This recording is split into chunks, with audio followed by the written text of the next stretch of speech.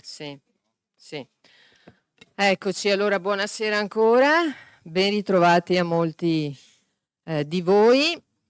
Mi presento, sono Maria Pia Simonetto e rappresento il gruppo QDV che ha organizzato questa serata.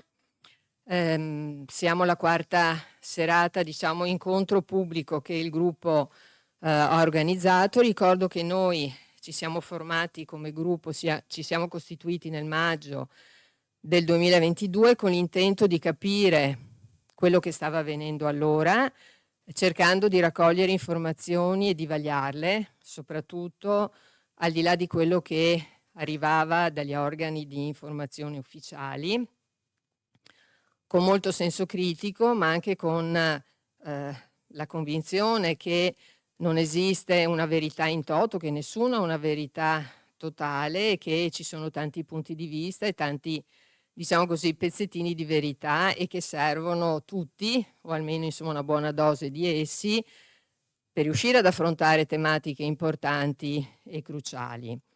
In questo periodo, tra l'altro, noi ci chiamiamo QDV, che vuol dire quei del Vendre, perché ci troviamo tutti i venerdì. Nei nostri incontri invitiamo esperti a seconda delle tematiche che affrontiamo. A volte andiamo noi dagli esperti, facendo dei corsi, partecipando a conferenze, studiando tanto, leggendo, confrontandoci. E tra le iniziative che poi abbiamo così organizzato, abbiamo pensato appunto di fare alcune serate aperte a tutti come questa sera. Ricordo quelle con il professor Giuseppe Tritto e quelle con il dottor Fabio Durigana, che sono state importanti per noi, ma anche per chi ha partecipato, a detta anche dei riscontri che abbiamo avuto. Questa sera siamo qui con Luca Rec, che è esperto di inquinamento elettromagnetico, soprattutto di protezioni, e prima ancora un esperto di biotecnologie, per affrontare un tema importante anche alla luce di novità, e quindi l'innalzamento delle emissioni nel campo elettrico da 6 a 15, l'Europa appunto a 61, vero Luca? Come diciamo numero che facciamo anche solo fatica a immaginare per quanto riguarda il campo elettrico, e alla luce soprattutto del fatto che ad oggi non c'è una valutazione rischio e beneficio, quella che per esempio è stata fatta, per fare un paragone semplice, per i caschi, per le moto, quella che è stata fatta per le cinture di sicurezza, due esempi forse banali ma che vi danno l'idea di perché sia importante una valutazione di questo tipo. Prima di passare la parola a Luca, perché la serata sarà, come vedrete, molto intensa e al termine del suo intervento ci sarà il tempo per fare delle domande, ci tengo a nome del gruppo a dire che fra le nostre iniziative c'è l'adesione a una proposta fatta da un collettivo, un gruppo di persone che si chiama Terra Neutrale, che intende utilizzare quelli che sono i canali diciamo legali a livello italiano e internazionale per farsi promotrice di una proposta di legge popolare per dichiarare l'Italia terra neutrale. Chi è interessato ad avere informazioni su questa iniziativa può fermarsi al termine della serata e c'è un banchetto all'entrata, barra uscita, insomma, a seconda, per adesso per noi sarà poi l'uscita dal Palazzo Piva, per avere appunto informazioni, chi ritenesse insomma di volerle avere. Ecco, allora io passo la parola a Luca Rec e appunto alla fine avrete la possibilità ovviamente di fare delle domande. Grazie. Buonasera a tutti, si sente bene anche dietro? Bene, partiamo subito. Vi spiego intanto come sarà composta questa conferenza, questa serata insieme a voi. Divideremo in 3 macro argomenti il mio intervento. La prima parte seguirà quello che abbiamo già citato adesso, quindi le normative che regolamentano questo settore, da dove vengono, chi le ha emesse, che significato hanno. Sentiamo parlare di 6 volt metro, 15 volt metro, sono tanti, sono pochi, qual è il significato preciso di queste affermazioni, che meccanismi ci sono dietro. Che informazioni ci danno? Sappiamo tutti che in Italia, ma probabilmente dappertutto è così, le informazioni dall'alto vengono sempre date o in politichese o con termini tecnici che nulla dicono alla persona che non è particolarmente esperta del settore, ma questo vale per tutti. Adesso io capisco di questo, ma non so niente di pacchetti o di altre cose, no? Quindi l'argomento specifico non lo comprendo.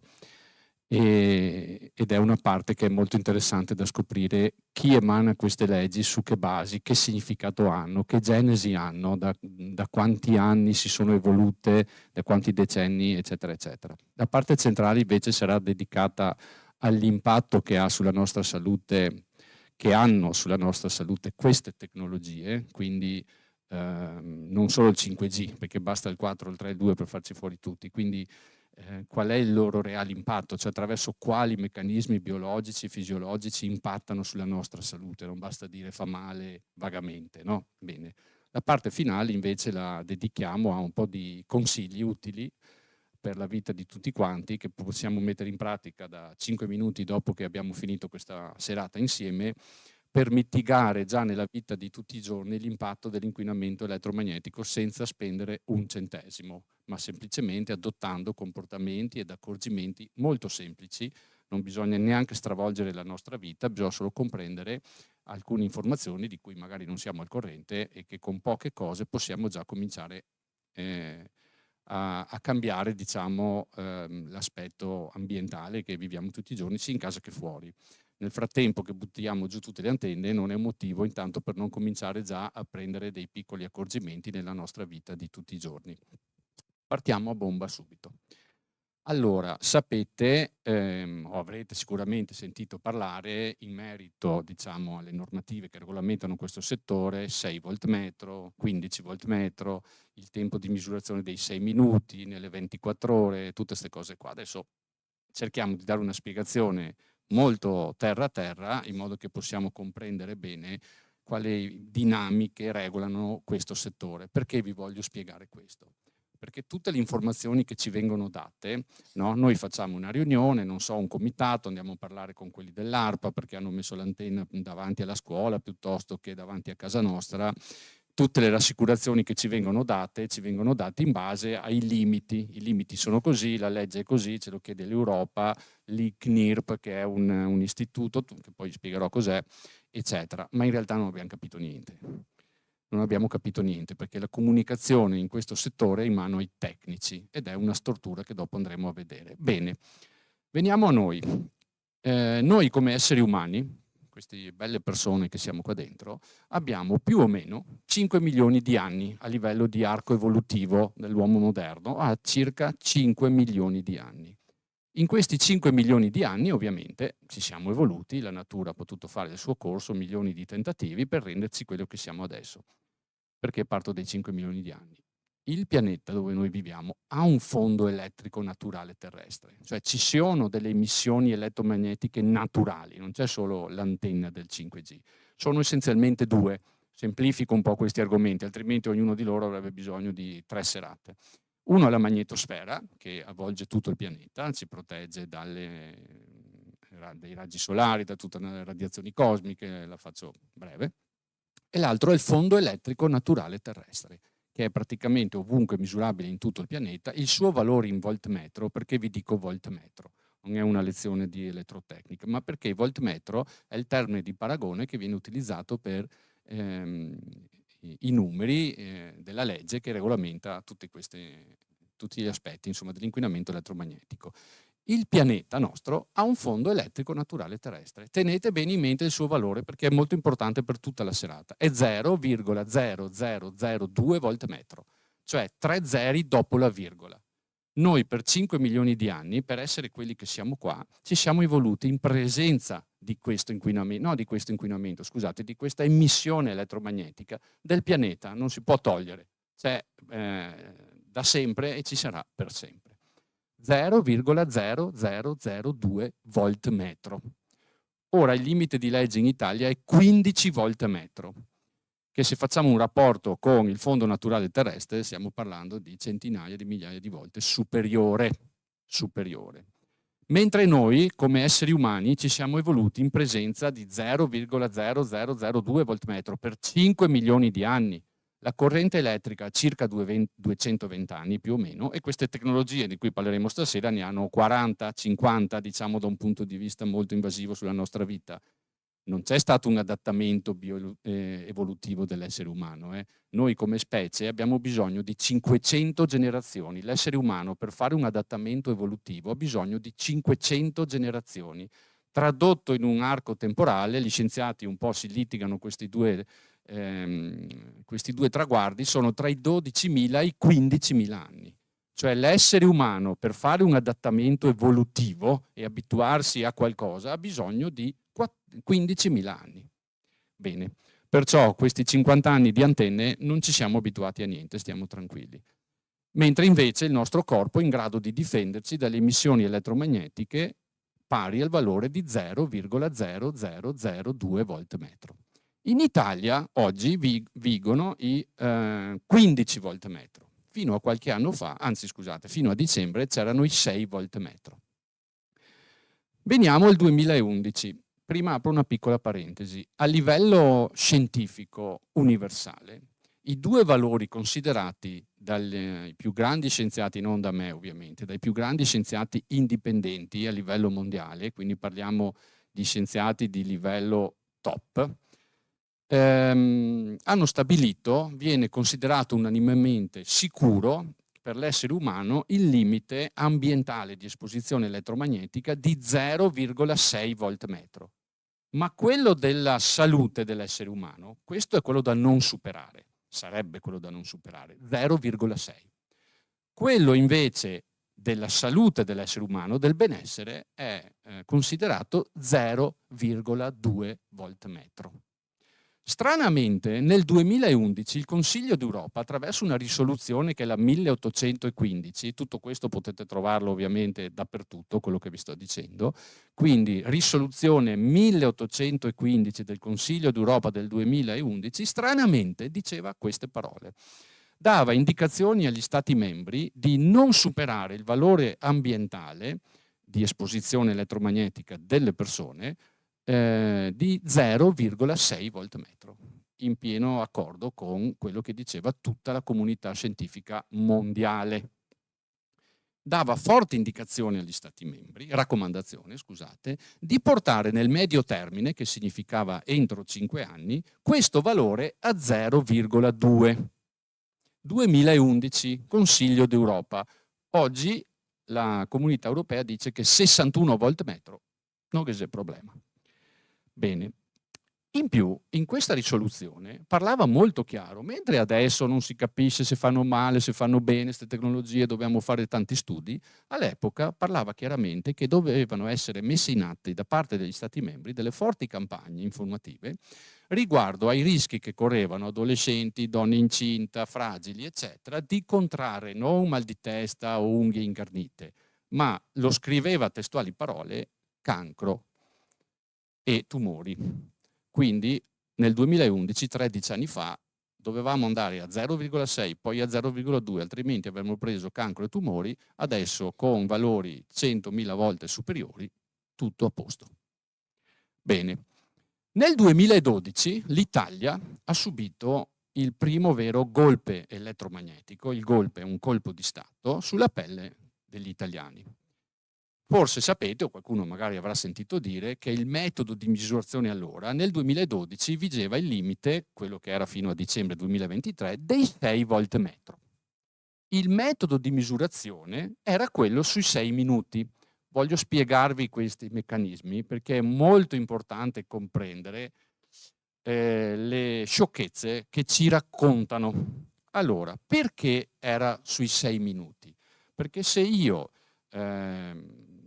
bombardo questo signore qua con una fonte di emissioni elettromagnetica, non 24 ore su 24 per 365 giorni all'anno, così zap in questo modo, il suo corpo ci mette 6 minuti per dissipare gli effetti di questo bombardamento elettromagnetico. A livello scientifico è unanimamente, non è in discussione sta cosa qua, non è che la dico io. Questo è il termine di paragone. Tutti i paesi al mondo, nessuno escluso, si avvalgono di questo metodo. Questo metodo viene calcolato per i luoghi in cui si permane per almeno 4 ore, quindi sono le scuole dove vanno i nostri figli, i nostri posti di lavoro, dove noi abitiamo, dove stiamo, almeno 4 ore. Quindi per rientrare nei limiti bisogna che entro le 4 ore, se io colpisco una persona, entro 6 minuti il suo corpo dissipi questa fonte di emissioni elettromagnetiche rimanendo nel valore dei 6 volt metro. Quindi quando vi dicono metodo di misurazione dei 6 minuti, questa è la sua genesi, cioè serve perché c'è un riferimento scientifico ben preciso, il nostro corpo, il nostro organismo, per dissipare quando viene colpito da una fonte elettromagnetica ci mette 6 minuti e infatti sta in piedi. Solo l'Italia ha il metodo di misurazione delle 24 ore. È un regalo del governo Monti del 2012. Nel 2012 stava arrivando il 3 e il 4G, no? I G, sapete tutti, sta per generazioni, non ha un significato particolare. 2G, 3G, 4G è terza, quarta, quinta generazione. Questi delle telecomunicazioni sono andati dai nostri protettori al governo e gli hanno detto: guarda, noi adesso col limite dei 6 minuti, con i 6 volt metro, non ci stiamo dentro. Adesso arriva il 3, poi arriverà il 4 e ogni generazione ha bisogno di aumentare il livello delle frequenze perché serve, poi questo lo vedremo dopo, per portare più dati. Lasciamolo là. Quindi il governo gli ha detto: beh, no, non è un problema mio, siete voi quelli delle telecomunicazioni, trovate una soluzione tecnica per cui potete innestare le nuove tecnologie, però rimaniamo nei limiti dei 6 volt metro con i 6 minuti. Non gli ha detto così, gli ha detto: non c'è problema, cambiamo il metodo di misurazione. Siccome non hanno aumentato i limiti, sono rimasti 6 volt metro, hanno cambiato il metodo di misurazione e vi spiego che è molto importante questo passaggio, cosa significa misurare nelle 24 ore. Se qualcuno ha avuto modo di sentire le terminologie che sono state usate qualche mese fa per passare dai 6 ai 15 volt metro, sono del genere in via cautelativa per inseguire gli obiettivi di qualità. Sono tutte queste supercazzole che ci raccontano, no, in modo che noi facciamo sì con la testa e suoni bene.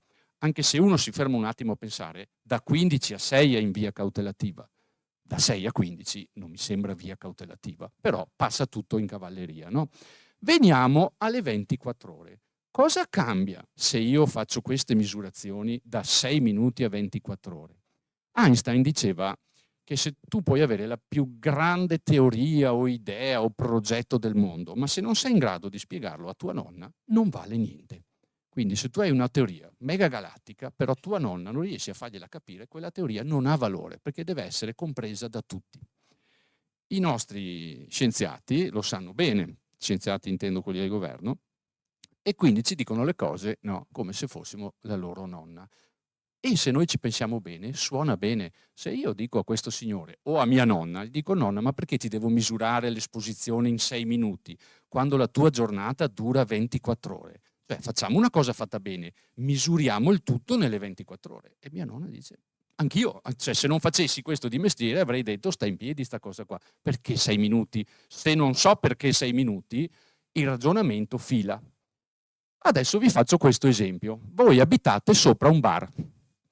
Questo bar, siccome hanno tutti 20 anni e giustamente devono far festa, da mezzanotte alle 6 di mattina la musica è a bomba. Non si riesce a dormire, tremano i vetri, il pavimento, tutto. Ok? Quando avevamo 20 anni ci piaceva anche a noi. Chiamiamo i vigili. I vigili vengono a misurare alle 8 di mattina che il bar è chiuso. Poi vengono alle 10 che il bar è chiuso. Dopo vengono a mezzogiorno che il bar è chiuso. Faccio corta. Poi alle 4, poi alle 6. Poi vengono a mezzanotte, anche da mezzanotte alle 6, e rilevano giustamente che, dico delle cifre a caso, il limite di decibel di legge è 100, facciamo, mi sto inventando, e il bar è 1000. Quindi noi diciamo: bene, a posto, adesso domani mattina arriva i carabinieri, metti i sigilli, il bar è chiuso. Ma i vigili dicono: no, scusate, perché è vero che da mezzanotte alle 6 è 1000, però alla mattina è chiuso e noi dobbiamo fare la media delle 24 ore e quindi viene fuori fatalità 100, che è il limite di legge, e quindi il bar resta aperto. Ma io non dormo però. Questo è il limite di misurazione delle 24 ore. Nei 6 minuti c'è la scienza, nelle 24 ore c'è la politica e tutto l'agglomerato economico che sta dietro a queste tecnologie.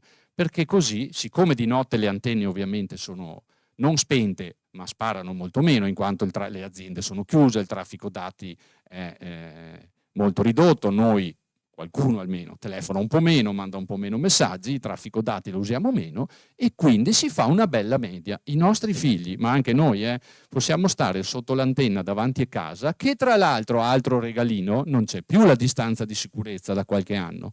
Quindi oggi, siccome le antenne non fanno male ma fanno bene, è possibile metterla nel giardino dell'asilo, davvero, non lo fanno solo per questioni di opportunità, quindi lo mettono fuori dalla rete, si può mettere un'antenna fuori dalla rete dell'asilo che spara 100 volt metro, quando il limite di legge è 15, ok? Ma misurato nelle 24 ore, consideriamo che al pomeriggio i nostri figli vanno in montagna, in spiaggia, di sera sono spente le antenne o comunque molto più basse, si fa una media e si rientra sempre nei limiti. Questo è il metodo di misurazione delle 24 ore in Italia, questo bel regalo del governo Monti, fatto agli amici delle telecomunicazioni perché non stavano più dentro nei limiti con le nuove generazioni di telefonia e delle esigenze che hanno per processare più dati. Adesso abbiamo il secondo golpe elettromagnetico, no? Da raccontarci, che è quello di dicembre 2023, quando l'Italia dai 6 volt metro è passata a 15 in via cautelativa naturalmente. Cos'è successo? Quello che è successo nel 2012. Sono andati dal governo a dire ragazzi, noi adesso abbiamo il 5G che sta arrivando, se continuiamo con la questione dei 6 volt metro, anche se abbiamo la gabola delle 24 ore, ma ormai quella l'abbiamo già sfruttata, se accendiamo le antenne col 5G, stoppa tutto. E quindi il governo gli ha detto, no, però è un problema vostro, dovete risolvere. No, gli ha detto, che problema c'è? Triplichiamo i limiti. È per questo che sono stati aumentati i limiti. La motivazione non è tecnica, è di questi. Perché? Perché si poteva installare la tecnologia 4G nelle stazioni radiobase, le antenne, quando sentite stazioni radiobase, no? Che sono le antenne, è la stessa cosa, stazione radiobase. Si poteva installare la tecnologia 5G nelle stazioni radiobase già esistenti. Però il 62% di queste non era reingegnerizzabile senza sforare i limiti.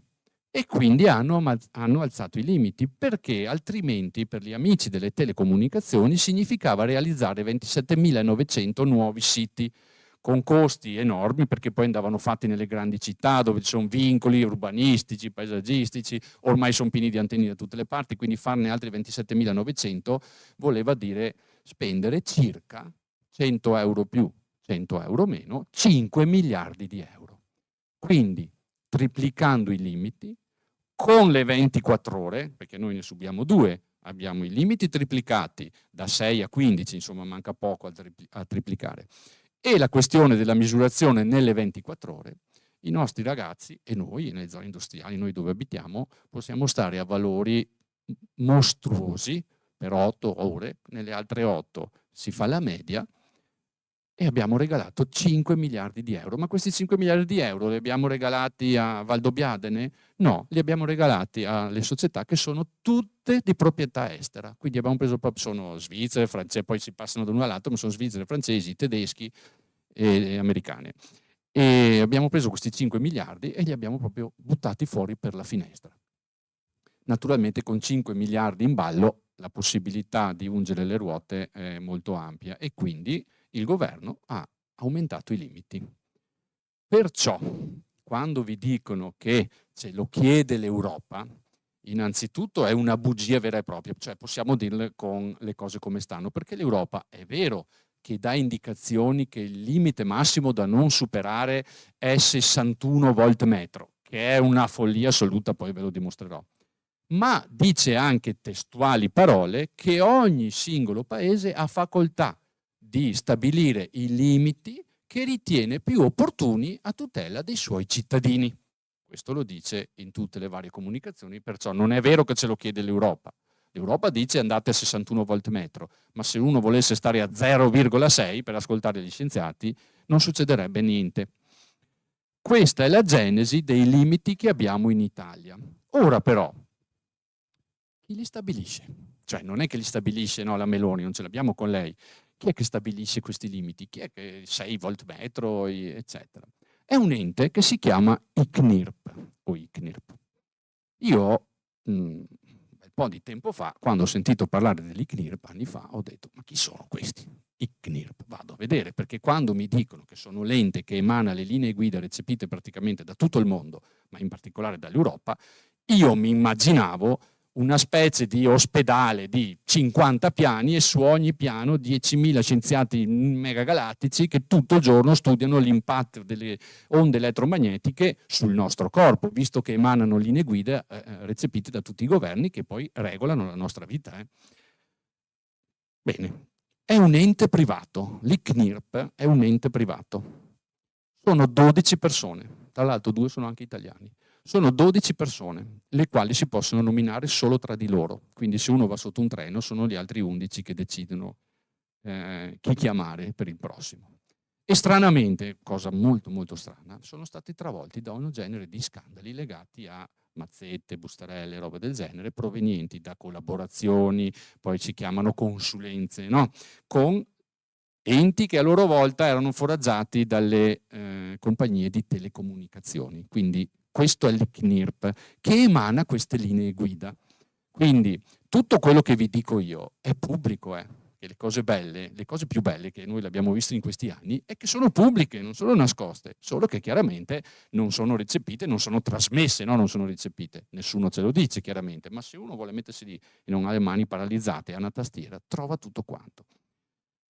E quindi, a parte scandali di tutti i generi, ma affermazioni paurose e poi veri e proprie, come dire, ammissioni di aver ricevuto fondi da aziende, eccetera, eccetera, eccetera, su che base l'ICNIRP ha stabilito i 6 volt metro, i 15, tutta questa storia qua? Allora, sulla base di SEM. SEM è un manichino alto 1,95 m che pesa 90 kg. Perché si chiama SEM? Perché è la corrispondenza per noi dell'alpino Beppi, cioè per noi gli alpini, no, nel nostro immaginario, Secciama tutti Beppi. In America il soldato è SEM, no? Il Marine, per essere precisi. Il Marine è SEM. Quindi abbiamo preso questo manichino, queste 12 persone, che tra l'altro sono tutti tecnici. Come tecnici non intendo che sono installatori di caldaie, intendo che sono di estrazione tecnica, quindi ingegneri con 10.000 lauree, ma tutti verso il tecnico, a cui stranamente le antenne provocano brividi di piacere, chiaramente, no? Perché è la loro storia di studio. Non sono biologi che hanno studiato e che vivono per, come dire, perorare la causa dell'essere umano nei confronti della tecnologia, perorano la causa della tecnologia nei confronti dell'essere umano, ma anche questo, insomma, siamo in un paese libero o quasi. Allora, torniamo al nostro SEM, è alto 1,95 m e pesa 90 kg. Ma come facciamo a replicare questi meccanismi biologici qua con 5 milioni di anni? Lo riempiamo di un gel che contenga delle proteine, le quali dovrebbero in particolare replicare il funzionamento del nostro cervello, perché quando si intende dei limiti si intende il bombardamento del cervello, perché la loro fissa è quella di dimostrare che non viene il cancro al cervello, cioè ti può venire dappertutto, ma è importante che non venga al cervello, perché è l'abbinamento che noi facciamo, no? L'ho messo via, col telefono, no? Quindi mi viene il cancro al cervello. Quindi il cervello di Sam è stato riempito di questo gel proteico, bombardandolo hanno calcolato le linee guida. Cioè, non sono balle, è così. Perché vi sto raccontando questo? A parte la follia che il mio ultimo figlio ha 3 anni, per esempio, quindi lui non può essere, Sam non può essere da termine di paragone di mio figlio che va all'asilo con l'antenna, non c'è la distanza a 1 metro dalla rete. Sam è alto 1,90 m, replica un adulto 95 e pesa 90 kg. Non può valere per tutti noi, quindi tutto quello che colpisce voi è calcolato sulla base di Sam, ma che non è neanche un essere umano, chiaramente, perché non era certo bello bombardarlo per vedere che fine faceva. È un manichino riempito di un gel proteico. Questo replica, adesso penso che indipendentemente dal tipo di lavoro o di studi che abbiamo fatto, la complessità di come funziona il nostro corpo, non ci serve essere degli ingegneri biologici meganucleari per capire quanto siano complessi i meccanismi biologici che regolano la vita dell'essere umano. Bene, questi lo hanno replicato attraverso SEM.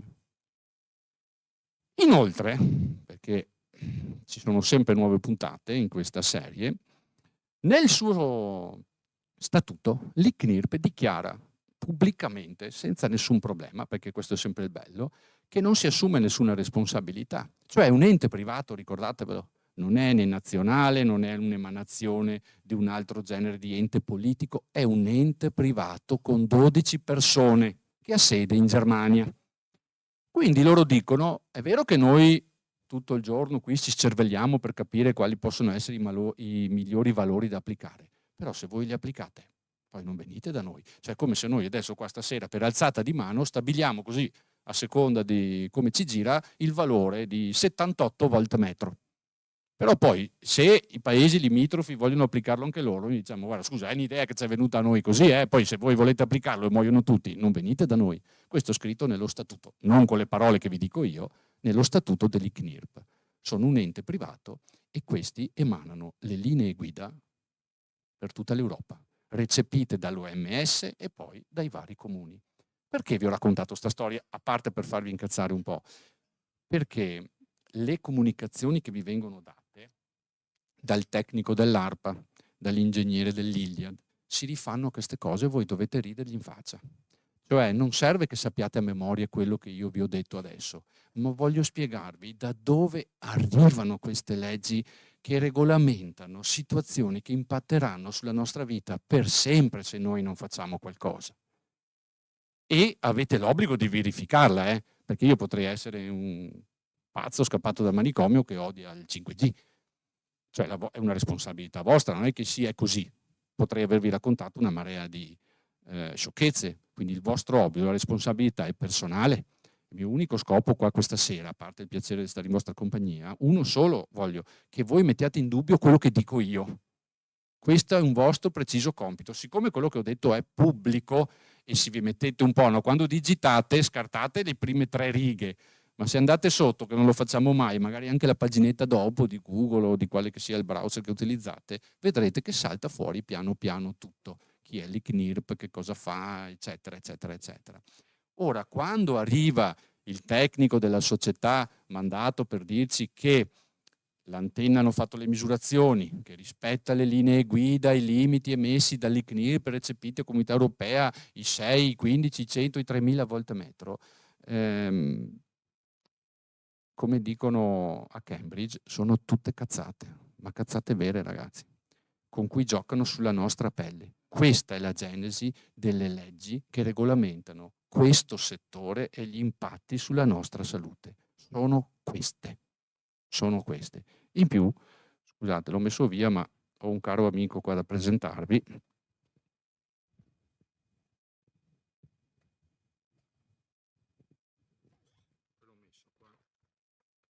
In più, questo qui non è regolamentato, perché tutto quello che vi ho detto io, che è truffaldino, è criminale, è inventato di sana pianta bombardando Sam, non vale per questo.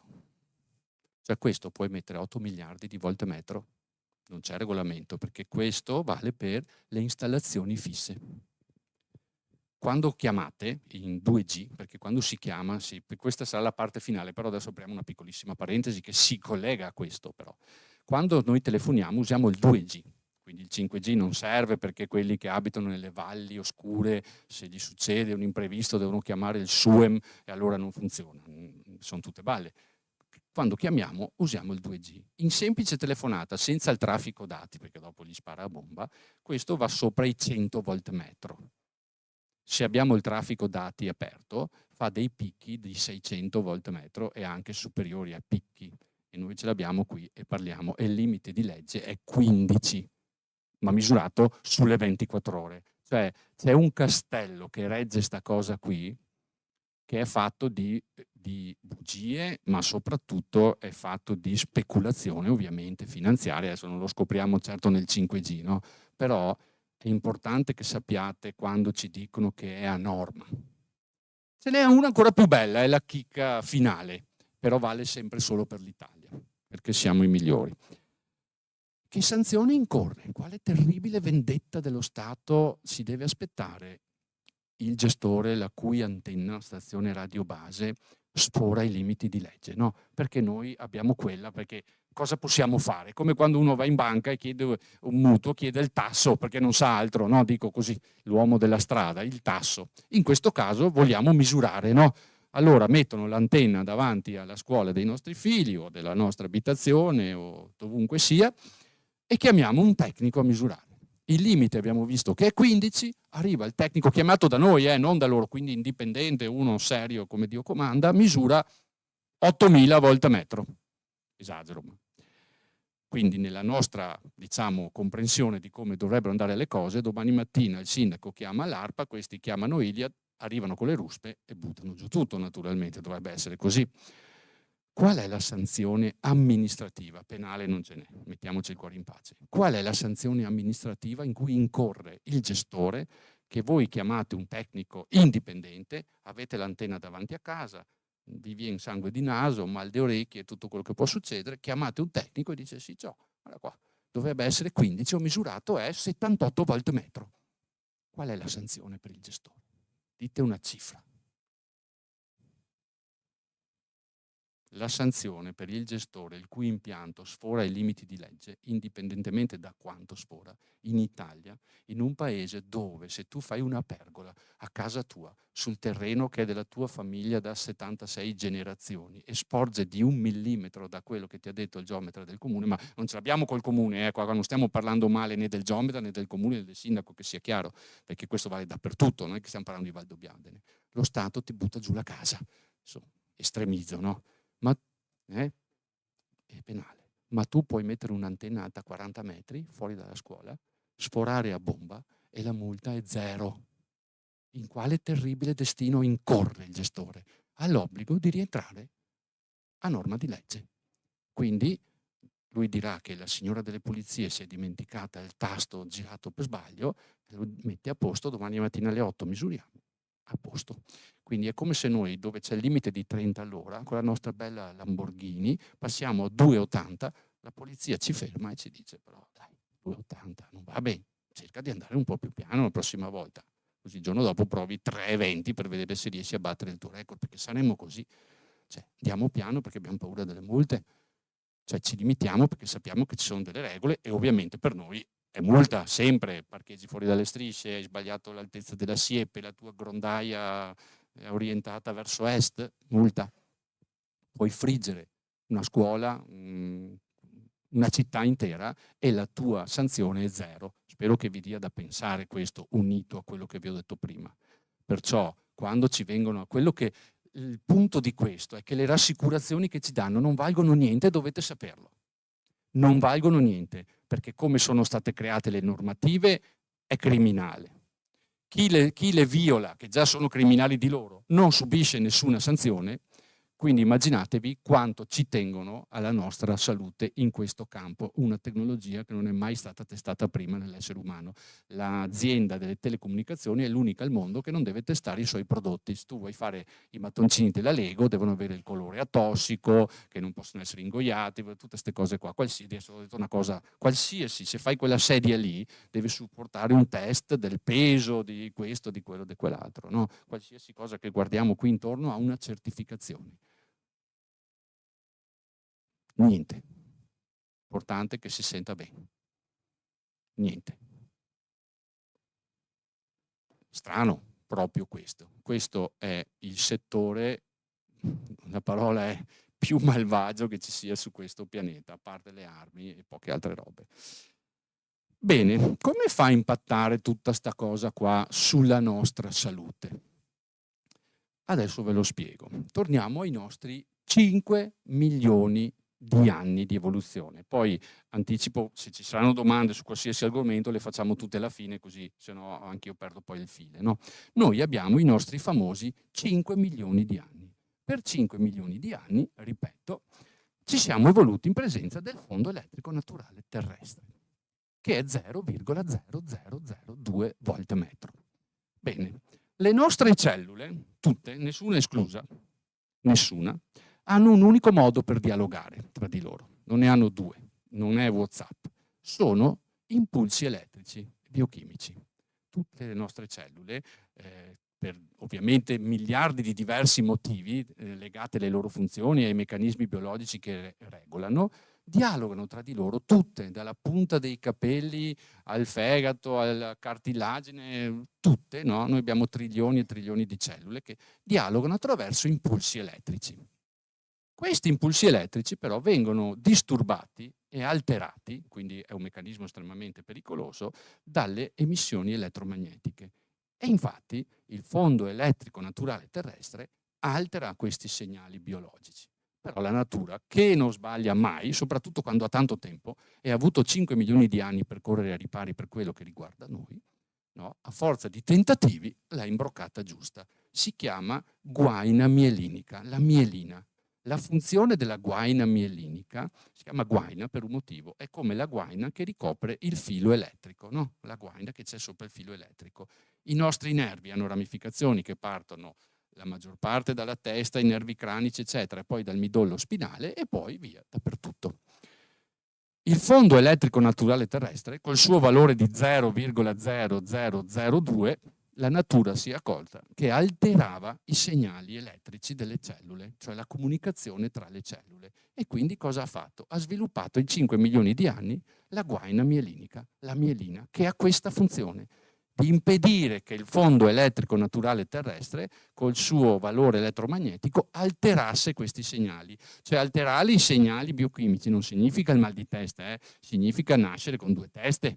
Cioè vuol dire che si modificano le funzioni biologiche delle cellule, quindi il DNA. Adesso non è una lezione di biologia, però sto parlando che alterare i segnali biologici, i segnali elettrici e biochimici che regolamentano il dialogo tra le cellule non significa avere il mal di testa, cioè vuol dire nascere qualcosa che non è più un essere umano. Per fortuna che in 5 milioni di anni la natura, che non sbaglia mai, ha posto riparo.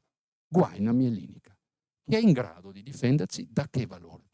Da quello che abbiamo subito, l'impatto che abbiamo avuto del fondo elettrico naturale terrestre, lo ripeto tante volte, ma perché è un concetto fondamentale, del valore di 0,002 volt metro, no 15 volt metro, no 2 volt metro, no 61 volt metro. È impossibile, è proprio fisicamente, scientificamente impossibile. Quindi chiunque affermi il contrario è un pazzo o mente o è un criminale. Potete scegliere queste tre versioni qua. Nessuno scienziato degno di questo nome al mondo afferma, e infatti non lo fanno, che le emissioni elettromagnetiche di valori assurdi che sono adesso, ma basterebbero 100.000 volte meno, non alteri, non impattino su questi meccanismi biologici. Nessuno lo fa. Infatti, prima di venire al meccanismo vero della cellula, c'è una stortura enorme in questo settore, che tutta la comunicazione che ci viene data, se noi domani andiamo dal nostro sindaco, che sicuramente ci ascolterà, e gli diremo: sindaco, vorremmo fare una riunione per capire le antenne, se ci sono problemi, se non ci sono, è una cosa insomma che si fa in molte parti, e il sindaco dice: va bene, ma lui giustamente, il sindaco non può essere onnisciente, cioè non può sapere tutto di inquinamento elettromagnetico, inquinamento delle acque, che più ne ha, deve rivolgersi a qualcuno, giustamente non è il suo ruolo quello di sapere, ma è quello di poi dare delle risposte attraverso persone che sono in grado di farlo. Chi chiama? O è un ingegnere o è un tecnico dell'ARPA. Queste sono le due figure, no? Bene, però sapete che faranno il ponte sullo stretto, no? Che sarà pronto, credo, lunedì mattina. Bene, il ponte sullo stretto, se non sbaglio, avrà una delle campate uniche più grandi al mondo, mi sembra 3 km e 300 metri. Ora, gli ingegneri che hanno fatto i calcoli statici per vedere se sta campata sta su o no, per controllare ed essere sicuro di aver fatto un bel lavoro, chiamano un cardiochirurgo, chiamano un ortopedico, un osteopata, no, chiamano un altro ingegnere. Perché in questo campo le rassicurazioni sulla nostra salute, non ce l'ho con gli ingegneri, che magari quasi sono ingegneri, cioè che sia chiaro, gli ingegneri hanno dato, danno e daranno un contributo enorme al progresso dell'umanità, non stiamo parlando di questo, ma gli chiediamo di far sì che i ponti non crollino e che il condominio resti su, o che le antenne funzionino come devono funzionare, cioè è quello, ma non di rassicurarci sugli impatti sulla nostra salute. Non può essere che vengano loro, e non è un caso.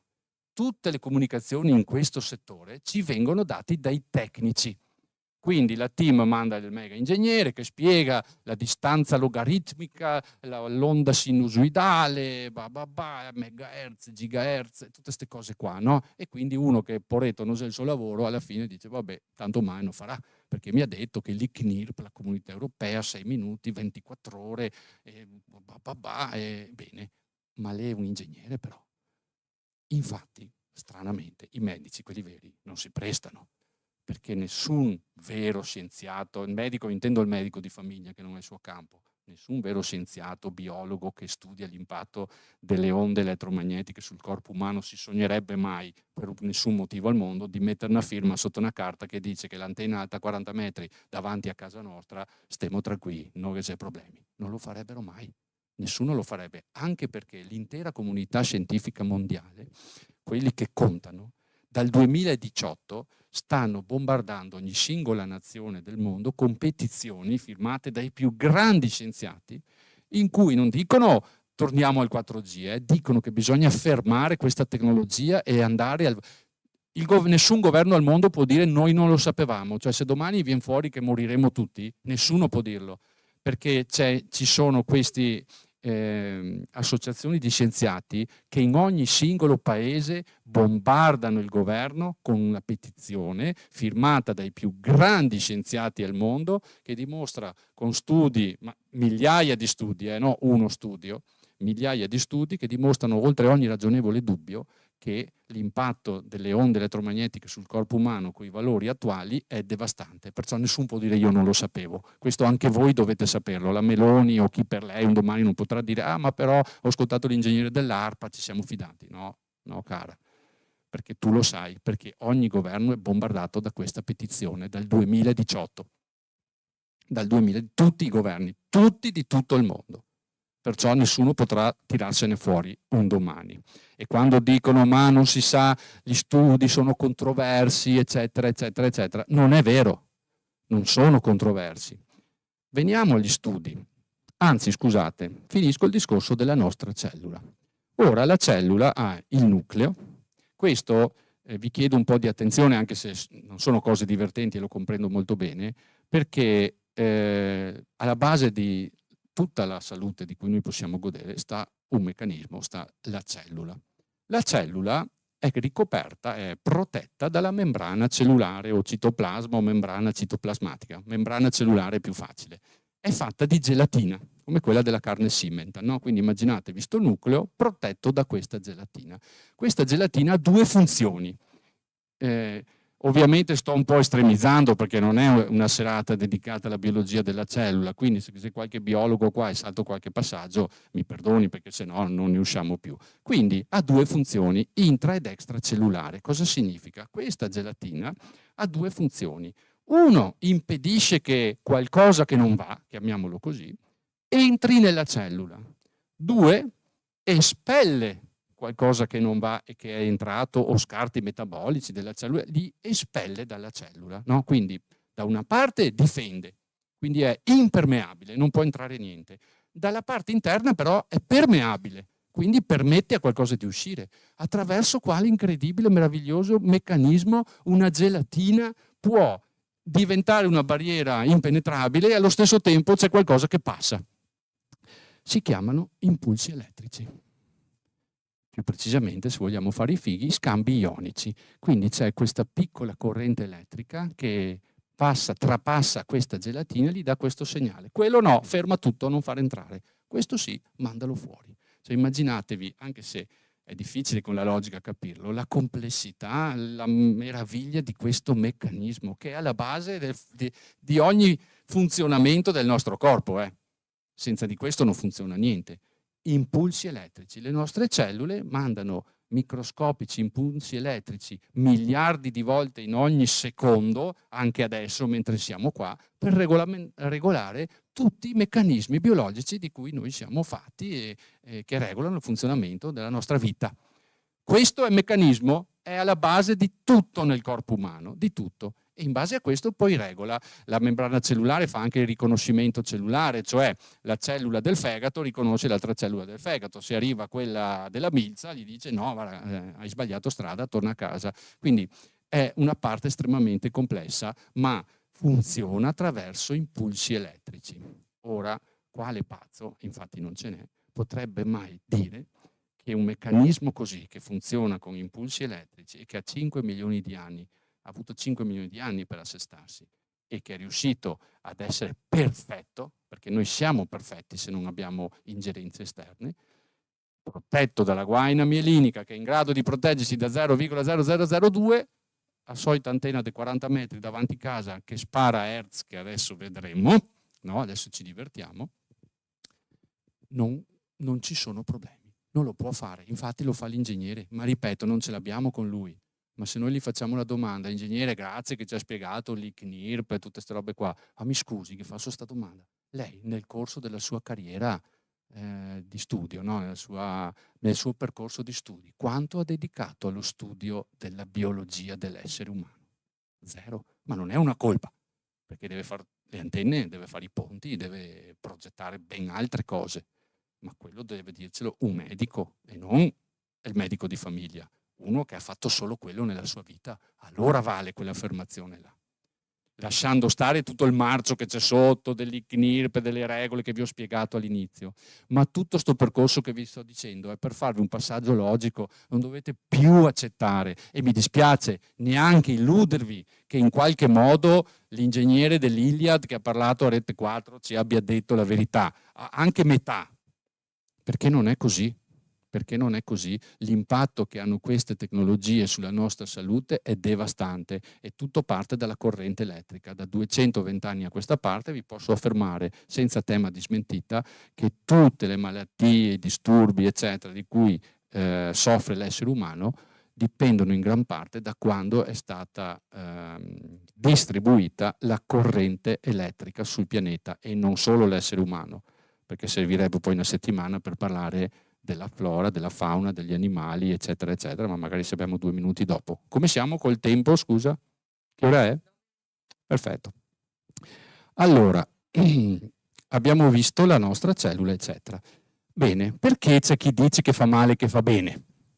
Allora, ci sono 2 branche di effetti che vengono calcolati delle onde elettromagnetiche sulle nostre cellule e poi sul nostro corpo, effetti termici ed effetti non termici biologici. Ora, tutti quelli che dicono che non ci farà male parlano solo, l'ICNIRP prende in considerazione solo gli effetti termici. Gli effetti non termici, che è una branca enorme, non li valuta, cioè non esistono, non devono essere toccati, si parla solo dell'effetto termico. Vediamo la differenza. Cos'è l'effetto termico? È facile. L'antenna mi scotta? No. A posto. Non ci sono problemi, perché secondo l'ICNIRP e tutta la massa di studi finanziati ovviamente non da me e non da voi, ma dalle aziende di telecomunicazioni, dice che l'effetto termico è l'unico che dobbiamo prendere in considerazione. Ci scotta? No, allora siamo a posto. L'effetto termico, tradotto in parole povere, è un effetto localizzato, quindi vuol dire in un punto preciso, o diffuso dell'innalzamento della temperatura, ma noi non sentiamo scottare. Per sentirci scottare attraverso le emissioni elettromagnetiche o mettiamo la testa nel microonde e giremo a manetta, o ci sdraiamo sopra una portaerei davanti a un radar di potenza. Quello sì, quello ti ammazza proprio, cioè ci passi, difatti non si può passare davanti, muori, ti esplodono i bulbi oculari e via dicendo, bene, visto che non fanno male le emissioni. Ma se no non senti scottare, e su questa base non fa male. Quindi finché noi non ci sentiamo scottare, no, allora non dobbiamo preoccuparci. Qual è l'effetto non termico invece a questo punto? No? Quindi l'effetto termico è scotta, innalzamento della temperatura. Io semplifico, ma il concetto credo che l'abbiamo capito. L'effetto non termico è non scotta, ma agisce. Per esempio, prendiamo l'Ethernet, no? Qui penso che io vado per i 57, insomma, qualcuno qua, Ghesemo. Ci ricordiamo dell'Ethernet, no? Tutto quello fatto con l'alluminio, eccetera, che gli stessi che adesso ci dicono che le antenne non dobbiamo preoccuparci, erano quelli, cioè non gli stessi fisicamente, ma dico, no? Gli stessi tecnici che dicevano vai tranquillo, metti l'Ethernet, costa poco, la rivoluzione, eccetera, eccetera, problemi non ce ne sono, abbiamo fatto tutti i test, sono quelli che 30 anni dopo hanno detto via, smontiamo tutto, buttiamo giù i capannoni, altrimenti leucemia bomba da tutte le parti. Quindi fra 30 anni con l'antenna, va bene. Però se io stavo sotto l'Ethernet, mi prendevo la leucemia e morivo, era un effetto termico. è un effetto biologico non termico, infatti si chiamano effetti biologici, gli effetti non termici biologici, proprio perché agiscono sulla biologia. Quelli non si può toccarli. Cioè se io sto davanti a un'antenna e mi viene il cancro e muoio, io non mi sono mai sentito scottare. Quello è un effetto non termico, ma biologico però. E infatti tutti gli scienziati indipendenti, miliardi di studi che dicono che gli effetti non termici delle radiazioni elettromagnetiche sono mortali per l'essere umano. Cioè non stiamo parlando del mal di testa, sono mortali per l'essere umano. Non si può toccare quella, stranamente, quello è il vaso di Pandora, perché se lo aprissero bisognerebbe segarle giù tutte, dovrebbero farlo loro, quindi non si può toccare questo argomento, solo gli effetti termici, solo gli effetti termici. Scusate se avete qualcuno, spegni, non ti preoccupare. Bene, quindi valgono solo gli effetti termici, quelli non termici biologici che ci fanno ammalare, quelli non valgono. Tanto per farvi stare tranquilli, sappiate che vari studi in giro per il mondo hanno dimostrato a livello epidemiologico, cioè vuol dire con le persone, che entro di 400 metri nel raggio da un'antenna si ha il 45% in più di contrarre cancro tumore. Chi risiede da Sydney a Roma, dove volete, ok? E non uno studio, tantissimi. Quindi effetti termici e non termici. Quando li sentirete parlare la prossima volta, che vi dirà che l'effetto termico e la distanza dall'antenna e i limiti, quello che avete già sentito prima, potete farvi una bella risata e sapere che sono veramente fregnacce. Mi dispiace usare questo termine, ma bisogna usare le parole che rendono bene l'idea. Quindi ci raccontano un mucchio di balle, con leggerezza, e si permettono di montare antenne da tutte le parti. Ovviamente c'è una montagna di denaro, ma questa è la genesi della misurazione dei limiti, e questi sono gli impatti sulla nostra salute. Ora, un'altra cosa vi voglio spiegare, molto importante, un meccanismo, ma questa vi resta impressa. Purtroppo però noi abbiamo qualcosa che ci rema contro, che è la nostra capacità logica, perché ha dei limiti. Faccio un esempio, no? Io sono venuto da Povegliano, 20 km, 25 km. Se dico andare a Roma sono 600, se dico andare in Germania sono 1200, lo capiamo, no? Ma se io dico vengo da un posto che è a 27 miliardi di chilometri da qua, cioè la nostra logica non fa neanche lo sforzo di capirlo, no? Diciamo sì con la testa, ma in realtà non ce ne frega niente, perché capiamo uno che viene da 200 km, ma uno che viene da 200 miliardi di chilometri non riusciamo neanche a comprenderlo. Questo ci frega nella comprensione, ma non voi, tutti, anche me, di quello che vi sto per spiegare adesso. Questa tecnologia ha due enormi vantaggi su di noi. Uno, i numeri, che sono troppo grandi perché noi ci preoccupiamo. Due, è in colore, è in odore, è in sapore, è in dolore anche relativamente, e quindi noi non ci preoccupiamo perché subiamo tutte le malattie che abbiamo per colpa di questa tecnologia, ma diamo la colpa a tutto il resto. Vi faccio anche un semplice esempio che però fa parte della parte finale, ma per spiegarvi, in cima alla classifica delle cose da non fare, se vogliamo stare in salute, è usare le cuffiette Bluetooth. Le cuffiette Bluetooth sono la morte, è una tra le cose peggiori, insieme al cordless, il telefono senza bene. La cuffietta Bluetooth lavora con frequenze tipo il forno a microonde. Questo è una roba della parte finale, ma vi voglio dare solo questo esempio per capire l'impatto di queste tecnologie. E è a pochi millimetri dal nervo acustico, un nervo molto delicato. Il nervo acustico e tutto l'apparato dell'orecchio, lo sappiamo tutti, sovraintende sia l'udito ma anche l'equilibrio, no? Quando si ha la labirintite, problemi di equilibrio, queste cose qua. Ora, noi potremmo avere problemi ai talloni perché usiamo le cuffiette Bluetooth. I talloni sono un microchip, altro che microchip, che sovraintende all'equilibrio, no? Tipo se non andiamo avanti, non cadiamo, scusate, non andiamo indietro, non cadiamo in avanti, facciamo le scale, tutta una serie di calcoli di miliardi che non esiste microchip al mondo in grado di replicarli, fatti ogni singolo secondo della nostra vita mentre ci muoviamo per tenerci in equilibrio. Attraverso varie ramificazioni il nervo acustico poi incontra il nervo vago, c'è un nervo che si chiama vago perché vaga, è proprio per quello che si chiama nervo vago, no? È il nervo più lungo che abbiamo. Bene, attraverso queste varie ramificazioni può arrivare al tallone. Noi possiamo avere un'infiammazione al tallone, ovviamente andiamo dal medico che ci dà il cortisone, non perché è colpa sua, ma perché dovrebbe fare tutto un percorso di studi molto diverso, magari ci si sfiamma un po', però dopo torna, perché utilizziamo la tecnologia Bluetooth, perché usiamo le cuffiette Bluetooth, non solo per quello, perché dormiamo con la testa vicino al wifi, mille altre cose, è per spiegarvi, e questo è un esempio tra un miliardo che vi potrei fare, che noi non ci preoccupiamo, perché se ci fanno male i piedi non pensiamo certo né all'antenna, né al cellulare, né al wifi, né a tutta una serie di cose. Era per darvi un'idea di quanto sia subdola e del motivo per cui noi facciamo fatica a spaventarci veramente. Veniamo alle nostre cellule sempre. Le nostre cellule hanno una frequenza della salute. Di giorno, quando siamo svegli, quando stiamo bene, di sera cambia, la frequenza della salute delle nostre cellule è tra i 62 e i 72 Hz. Prima vi spiego cos'è un Hertz, perché è una cosa, è semplice, però nessuno te lo spiega, quindi quando c'è il tecnico o in TV dicono ah sì perché l'antenna è a 800 MHz. Sei tanti, sei pochi, non lo so, non mi dice niente sta cosa qua, no? O il 5G a 27 GHz. Boh, sono tanti, non ho idea. Bene, un Hertz è un impulso al secondo. Quindi quando voi sentite un numero prima della parola Hertz, non importa quanto grande sia, si intende sempre in un secondo. Quindi un Hertz vuol dire che in un secondo bip. 10 Hertz vuol dire 10 volte bip, ma in un secondo però. 1000 Hertz è 1000 volte bip, ma nel secondo. 800 MHz è 800 milioni di bip in un secondo. 2,6 GHz sono 2 miliardi e 600 milioni di bip in un secondo. Qua ci perdiamo, ma tutti, perché per noi è la nostra logica, per come è fatto proprio il nostro cervello, per quel poco che ne conosciamo, ci impedisce di comprendere una cosa che fa bip 2 miliardi e 600 milioni di volte in un secondo. Adesso vi spiego però la pericolosità, anche se non ci prenderà così tanto, perché sono numeri troppo grandi. Ora la nostra cellulina, per stare bene di giorno, deve lavorare tra i 62 e i 72 Hz, in un modo che la natura ha creato, ovviamente, ed è detto oscillatorio. Non è che fa 62-72 così, no? Fa 62-72 così. Questa è la nostra cellula.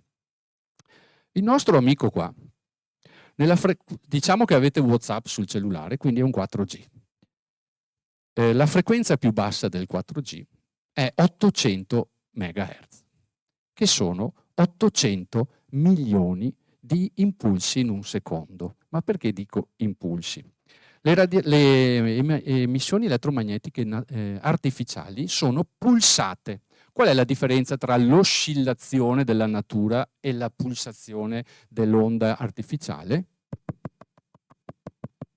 Questa è la pulsazione. Quindi quello che è artificiale è pulsato.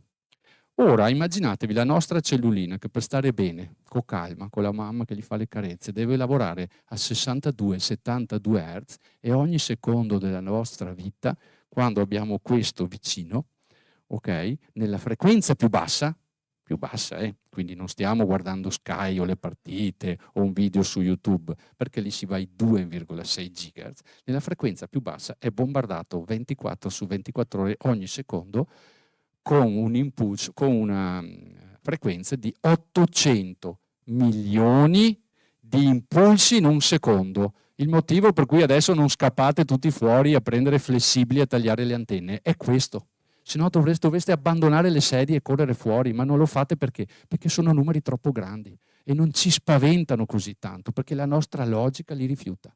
Quando guardiamo Sky o la partita o mandiamo le mail, quindi il traffico dati, sul 4G parliamo di 2,6 GHz, cioè 2 miliardi e 600 milioni di impulsi al secondo su ogni singola cellula del nostro corpo, che per stare bene di giorno deve lavorare a 62-72 Hz. Perché dico di giorno? Perché di notte, che è il sonno, è il meccanismo biologico più importante che esista.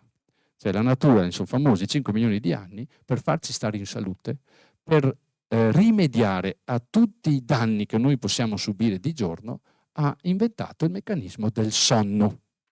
Durante il sonno, i famosi 62-72 Hz diventano 6-8. Spegne tutto. come quelle aziende di una volta, adesso è un po' meno, che d'estate, Ferragosto, agosto chiudevano per un mese, no? E poi chiamavano i manutentori a sistemare i torni, le macchine, tutte queste cose qua. Solo che il nostro corpo lo fa ogni singola notte. Spegne tutto, stacca tutto quanto, resta solo il metabolismo basale che sarebbe respirare, se no è finita, e il cervello che quello lavora sempre. Tutto il resto è spento per utilizzare quell'energia per fare quella che si chiama rigenerazione cellulare. Le nostre cellule durante il meccanismo del sonno, in particolare tra le ore 23 e le 4 del mattino, dove c'è proprio questo meccanismo in azione al massimo livello, si guarisce, si rigenera scarti, butta fuori gli scarti, le cellule fanno tutto quello che abbiamo detto prima, bloccano quello che non va, butta fuori, sistema tutto, cosa c'è di rotto, cosa c'è da buttare via, facciamo pulizia, ogni singola notte. Purtroppo non riesce a farlo, perché basta la semplice corrente elettrica domestica per bloccare questo meccanismo. La corrente elettrica funziona a 50 Hz, ovviamente pulsati perché è artificiale, quindi il filo che ci passa dietro alla testa mentre dormiamo alla notte altera questo meccanismo, perché una cellula che deve lavorare a 6-8 Hz in maniera oscillatoria viene bombardata da 50 impulsi al secondo e non riesce a creare quel sistema perfetto che invece ci garantirebbe la salute. Ora immaginatevi invece la nostra antennona che ci spara i suoi 800 milioni di Hertz piuttosto che 2 miliardi e 600 milioni di Hertz, e parliamo del 4G, il 5G nella fascia più alta è 26 GHz, parte da lì, cioè 26 miliardi di impulsi al secondo. L'Italia è travolta da un'epidemia di acufeni, che sono il 99,9% periodico dovuti alle alterazioni elettromagnetiche di tutti i meccanismi interni dell'orecchio, e epistassi, sangue di naso, quindi sangue che cola dal naso, eccetera, è una classica, e tutta una serie di cose che adesso non mi voglio annoiare. È data dall'alterazione di questo meccanismo, quindi torniamo sempre da capo, le rassicurazioni che ci danno valgono zero. Ora io non sono questa, non è una serata, la sua funzione non è fare terrorismo, è informazione, dobbiamo sapere quando ci dicono cose che non sono vere qual è l'altra faccia della medaglia, e poi avete il compito di verificare ovviamente, perché io adesso avrei potuto dire un mucchio di sciocchezze a caso, verificate, si trova tutto.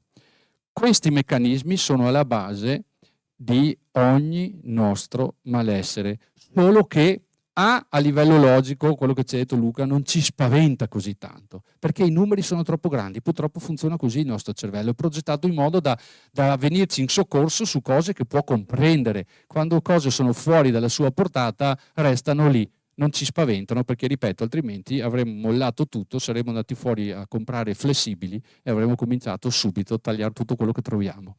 Ecco, questo è il male di queste tecnologie, non ci spaventano e i numeri sono troppo grandi, ma il meccanismo però adesso lo avete capito, non potete più dire non lo sapevo.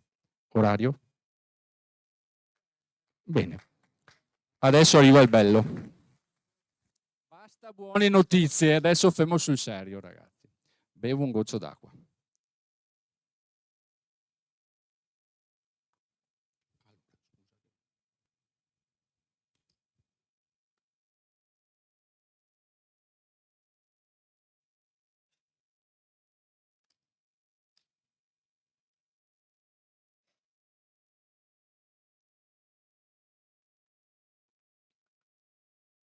Bene. Veniamo alla terza parte, un mix di informazioni e di consigli. Ora, questo è il nemico, questo qua. Questo. È molto grande questo argomento, perché adesso antenne, tutto, wifi. Questo è il nemico. Senza di questo non potrebbero farci niente. Senza di questo non potrebbero farci niente a livello di salute, a livello di comportamenti sociali. Adesso ne parliamo. Cioè, tutta questa tecnologia non è questo, ma questo è la porta d'ingresso, è il grimaldello che permette di aprire qualsiasi porta. Questo qui è il nemico. Diciamo che sono le 8 della mattina. Piove che Dio la manda. Il Niagara. devo portare i figli a scuola o andare al lavoro. A metà strada mi accorgo che ho dimenticato l'ombrello. Torno a casa? No, piuttosto mi annego, non mi interessa, mi tuffo proprio.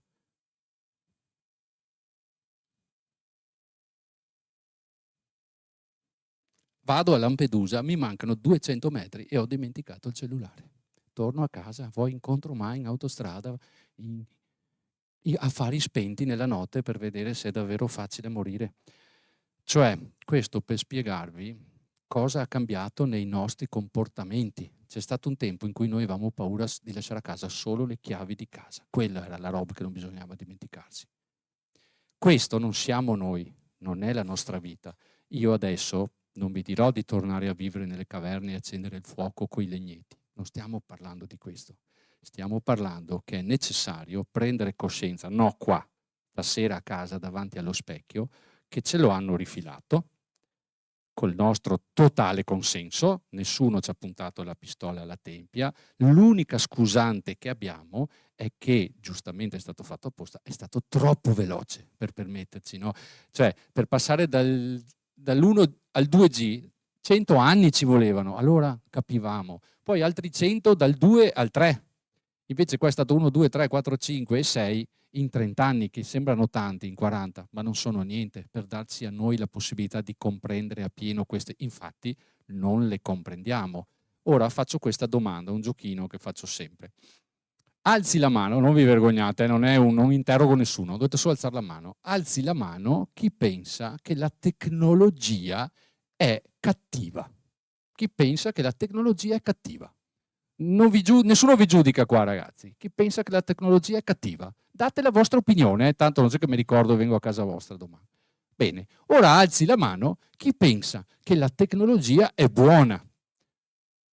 Non vergognatevi della vostra opinione, nessuno giudica, è solo un gioco.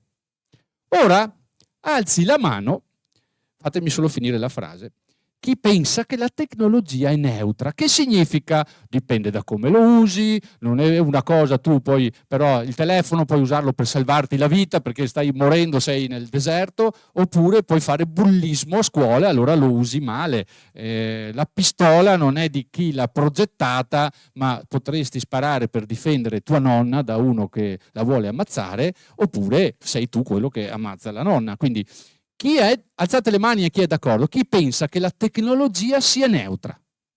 Secondo me manca qualche man, perché do 3 che ha detto di sì, do 3 che ha detto di no, bene. Comunque è sempre la maggioranza.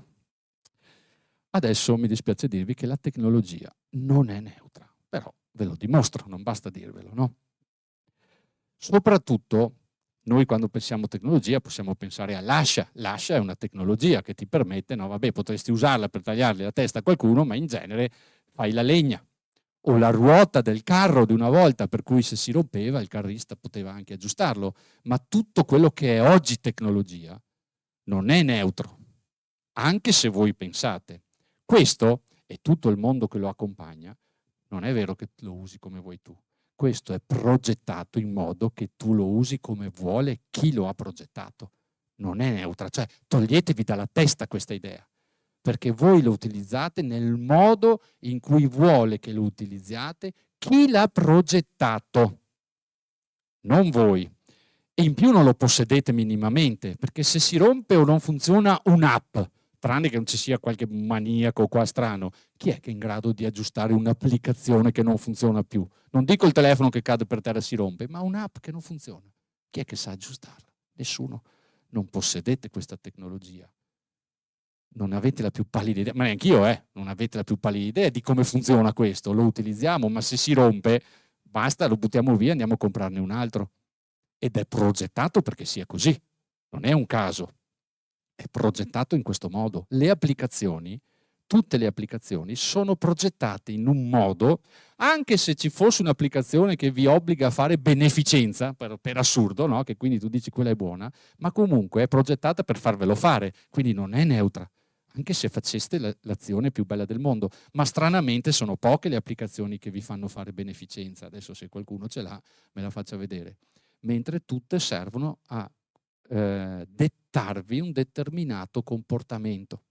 come non capiamo niente dei cookie, no? Accettiamo perché sennò dovremo leggere 700 pagine di... Poi qualcuno dice abbiamo ceduto a 380 partner e ognuno di questi partner ha poi la sua cookie policy, che c'è uno ci metterebbe tutta la vita solo per leggere e ancora non avrebbe capito niente. Quindi clicchiamo. È neutro? No, è per farti fare esattamente quello.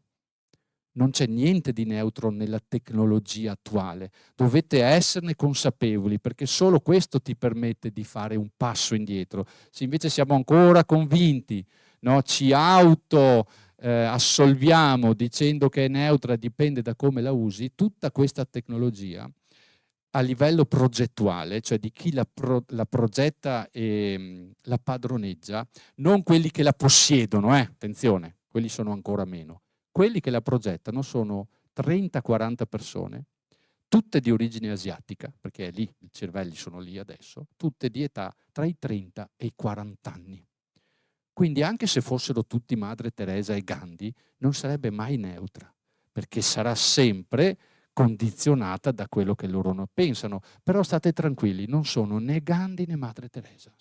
Toglietevi pure questo dubbio dalla testa. Sono pagati dalle enormi agglomerati di denaro, business, eccetera, che progettano tutto questo e con tutto non parlo di questo, parlo di Alexa, della TV che avete, di qualsiasi cosa che sia smart. Ci sono 3 parole che quando le sentite dovete subito fare così e lungo il muro e sono smart, eco e green.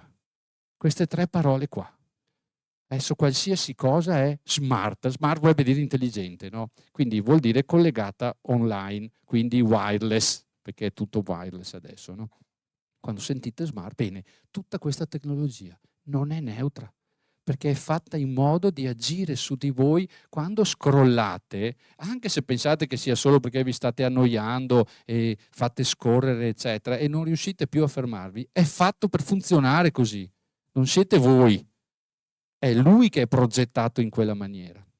Ora, gli schermi blu, e sono tutti, quindi il cellulare, il tablet, la televisione di adesso, non è quella del tubo catodico, quindi hanno schermi blu, gli schermi a luce blu, tutti, nessuno escluso che abbiamo in casa, alterano e inibiscono la produzione di melatonina. La melatonina è l'ormone del sonno, ma non è solo l'ormone del sonno, lo conosciamo tutti per quello, è un ormone che per le donne sovraintende anche alla riproduzione, a tutta una serie di cose che adesso, ripeto, non è una serata sulla melatonina, ma credetemi sulla parola, anzi no, controllate. Quindi questi schermi inibiscono alterano e inibiscono la produzione dell'ormone detto melatonina, che regola ovviamente tutti i nostri cicli del sonno, che è il nostro meccanismo biologico più importante e non a caso è sotto attacco. Dopo che noi abbiamo guardato, cioè quindi guardiamo questo per il tempo che vogliamo, dopo tutto quello che abbiamo visto, le immagini che ci sono qui, lavorano nel nostro cervello tra le 2 e le 3 ore, a seconda dell'età, più verso le 2 se si è adulti, più verso le 3 se si è bambini. Ora, attenzione, scusate, una cosa che mi sono dimenticato, qui non stiamo giudicando nessuno, quello che io dirò adesso nella parte finale, nessuno deve sentirsi giudicato in nessuna maniera, sono informazioni che non vi vengono, non ci vengono date. Io ho 5 figli, tutti gli errori che un genitore può fare con i figli, li ho raccolti in 2000 comodi volumi, ognuno è alto così. Quindi qua non stiamo giudicando genitori o nonni o zii per comportamenti sbagliati, stiamo dando informazione. I bambini fino ai 3 anni non sono in grado di elaborare le immagini che vedono in uno schermo. Fino ai 3 anni. Noi, fate un passo indietro che non è difficile. Abbiamo 5 milioni di anni. Per 5 milioni di anni abbiamo mai visto uno schermo? No. La natura ha pensato a come fare in modo che... La natura mai ha pensato che qualche genio venisse fuori con l'iPhone. Ha pensato a proteggersi dalle malattie, dall'ambiente, l'equilibrio, arrampicarsi, tutte queste cose qua, mangiare, deglutire, ma non a leggere gli schermi. Quindi, fino ai 3 anni, nessun essere umano è in grado di elaborare le immagini. Quindi i bambini fino ai 3 anni scusate se vi dico questa, non devono guardare lo schermo. Non sto parlando che non devono guardare i film horror, anche Peppa Pig. Cioè la cosa che per noi è più innocente da vedere, per lui non lo è.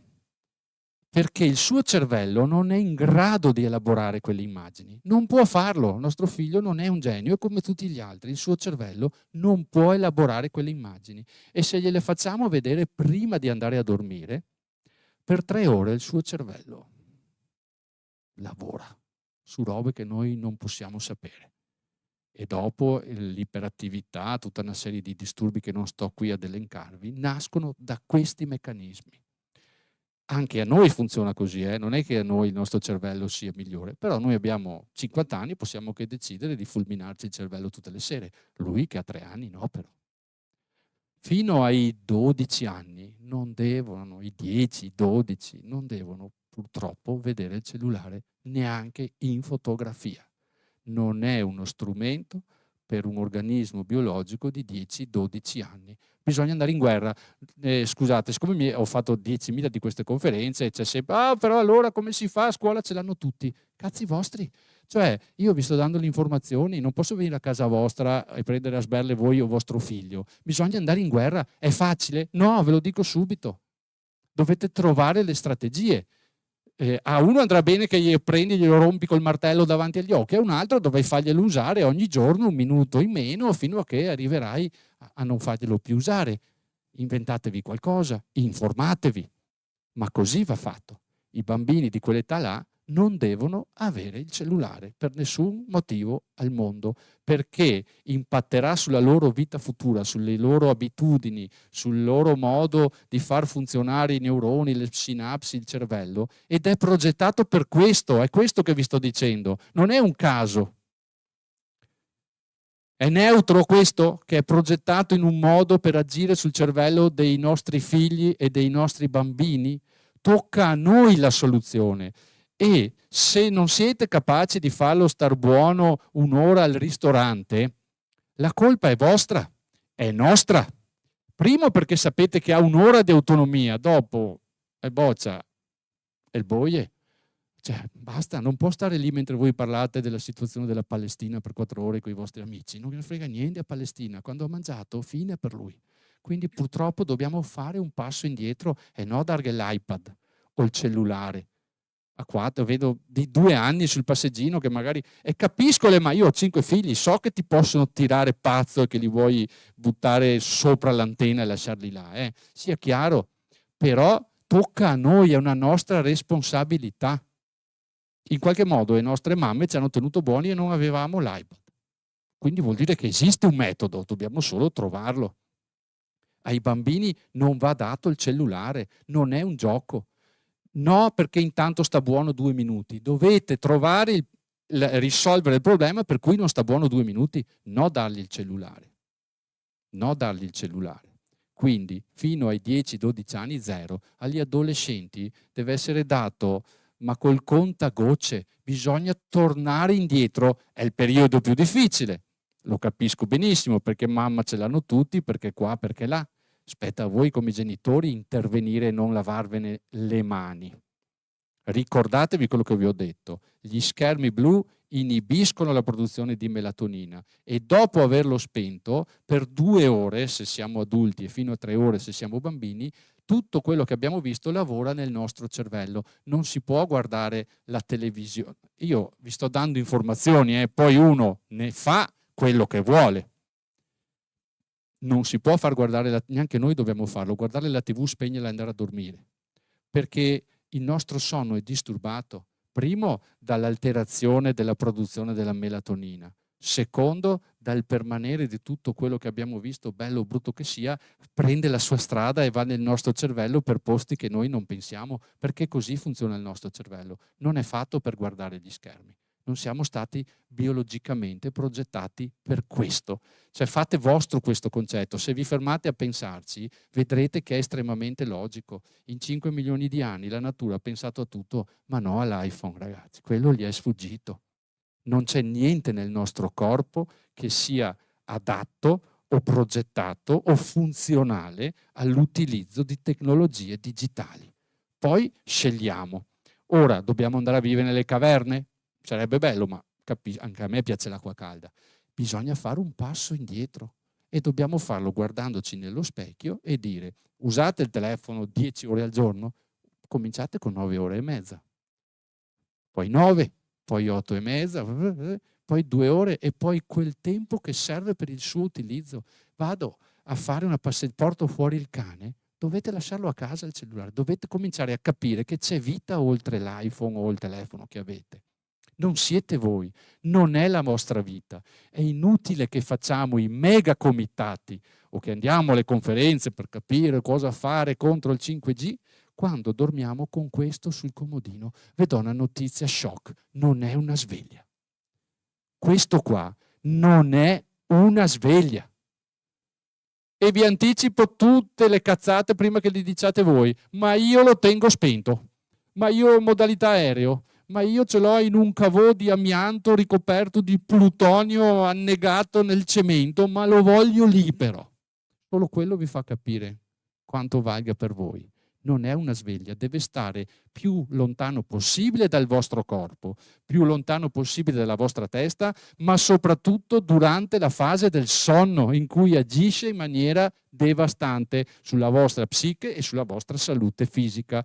Non deve entrare in camera, da stasera mai più. Una sveglia di quelle, la più brutta che l'essere umano abbia mai progettato, costerà 7,50 € dai cinesi, più 3 euro di batterie, e batterie 2 anni durano, fra 2 anni arriverete in ritardo al lavoro, ma un giorno ogni 2 anni ci sta come media, no? Lo accetta anche il peggior datore di lavoro. Quella è una sveglia, e non collegata alla corrente elettrica, deve essere una sveglia a batterie. La sveglia, infatti si chiama sveglia, questo si chiama cellulare, non è una sveglia. Ma io devo fare, sono un cardiochirurgo e primo non sarete tutti cardiochirurghi qua, perché sarebbe la prima volta che mi succede. Se ne sarà uno, bene, morirà prima degli altri. Ma se è intelligente basta lasciarlo fuori dalla camera con la suoneria alta, sfido chiunque a non svegliarsi. Ma non è una sveglia, il punto è quello, non dovete usarlo come la sveglia, si chiama sveglia perché vi sveglia, comprate quella. Non serve una figa che proietta i satelliti sul soffitto, basta una che suona la mattina alle 6, alle 7, alle 8 quando dovete svegliarvi. Questo è il vostro compito domani mattina, è una spesa alla portata di tutti, una sveglia. E no questo. Questo non deve entrare nelle vostre camere e ovviamente non in quella dei vostri figli, perché di notte non devono telefonare, non devono averlo vicino. Quando noi dobbiamo, adesso parliamo di come attutire l'inquinamento elettromagnetico a casa nostra, nei nostri comportamenti, la prima cosa che dobbiamo fare è il posto in cui dormiamo, il luogo in cui dormiamo deve essere, per quanto possibile, inquinamento elettromagnetico free. Quindi, ovviamente, in camera non devo avere niente collegato alla corrente elettrica quando dormo. Avete la TV?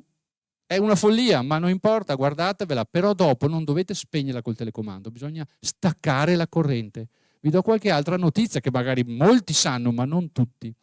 Tutto quello che è attaccato alla corrente elettrica fa due cose. Consuma, anche quando è spento, e produce inquinamento elettromagnetico, anche quando è spento. L'inquinamento elettromagnetico ha la bella qualità di sovrapporsi, quindi non è solo il cellulare, più tutte le lampade che ho attaccate, più la corrente, più il frigo, più la lavatrice, più l'antenna, più tutto quello che c'è, il wifi, si cumulano nel nostro corpo. Quindi noi possiamo già fare qualcosa e non serve né grandi sforzi, né spese, né investimenti di nessun genere. L'unico piccolo investimento che vi consiglio, non lo vendo io, non me ne occupo, perciò non me ne viene niente, è il disgiuntore.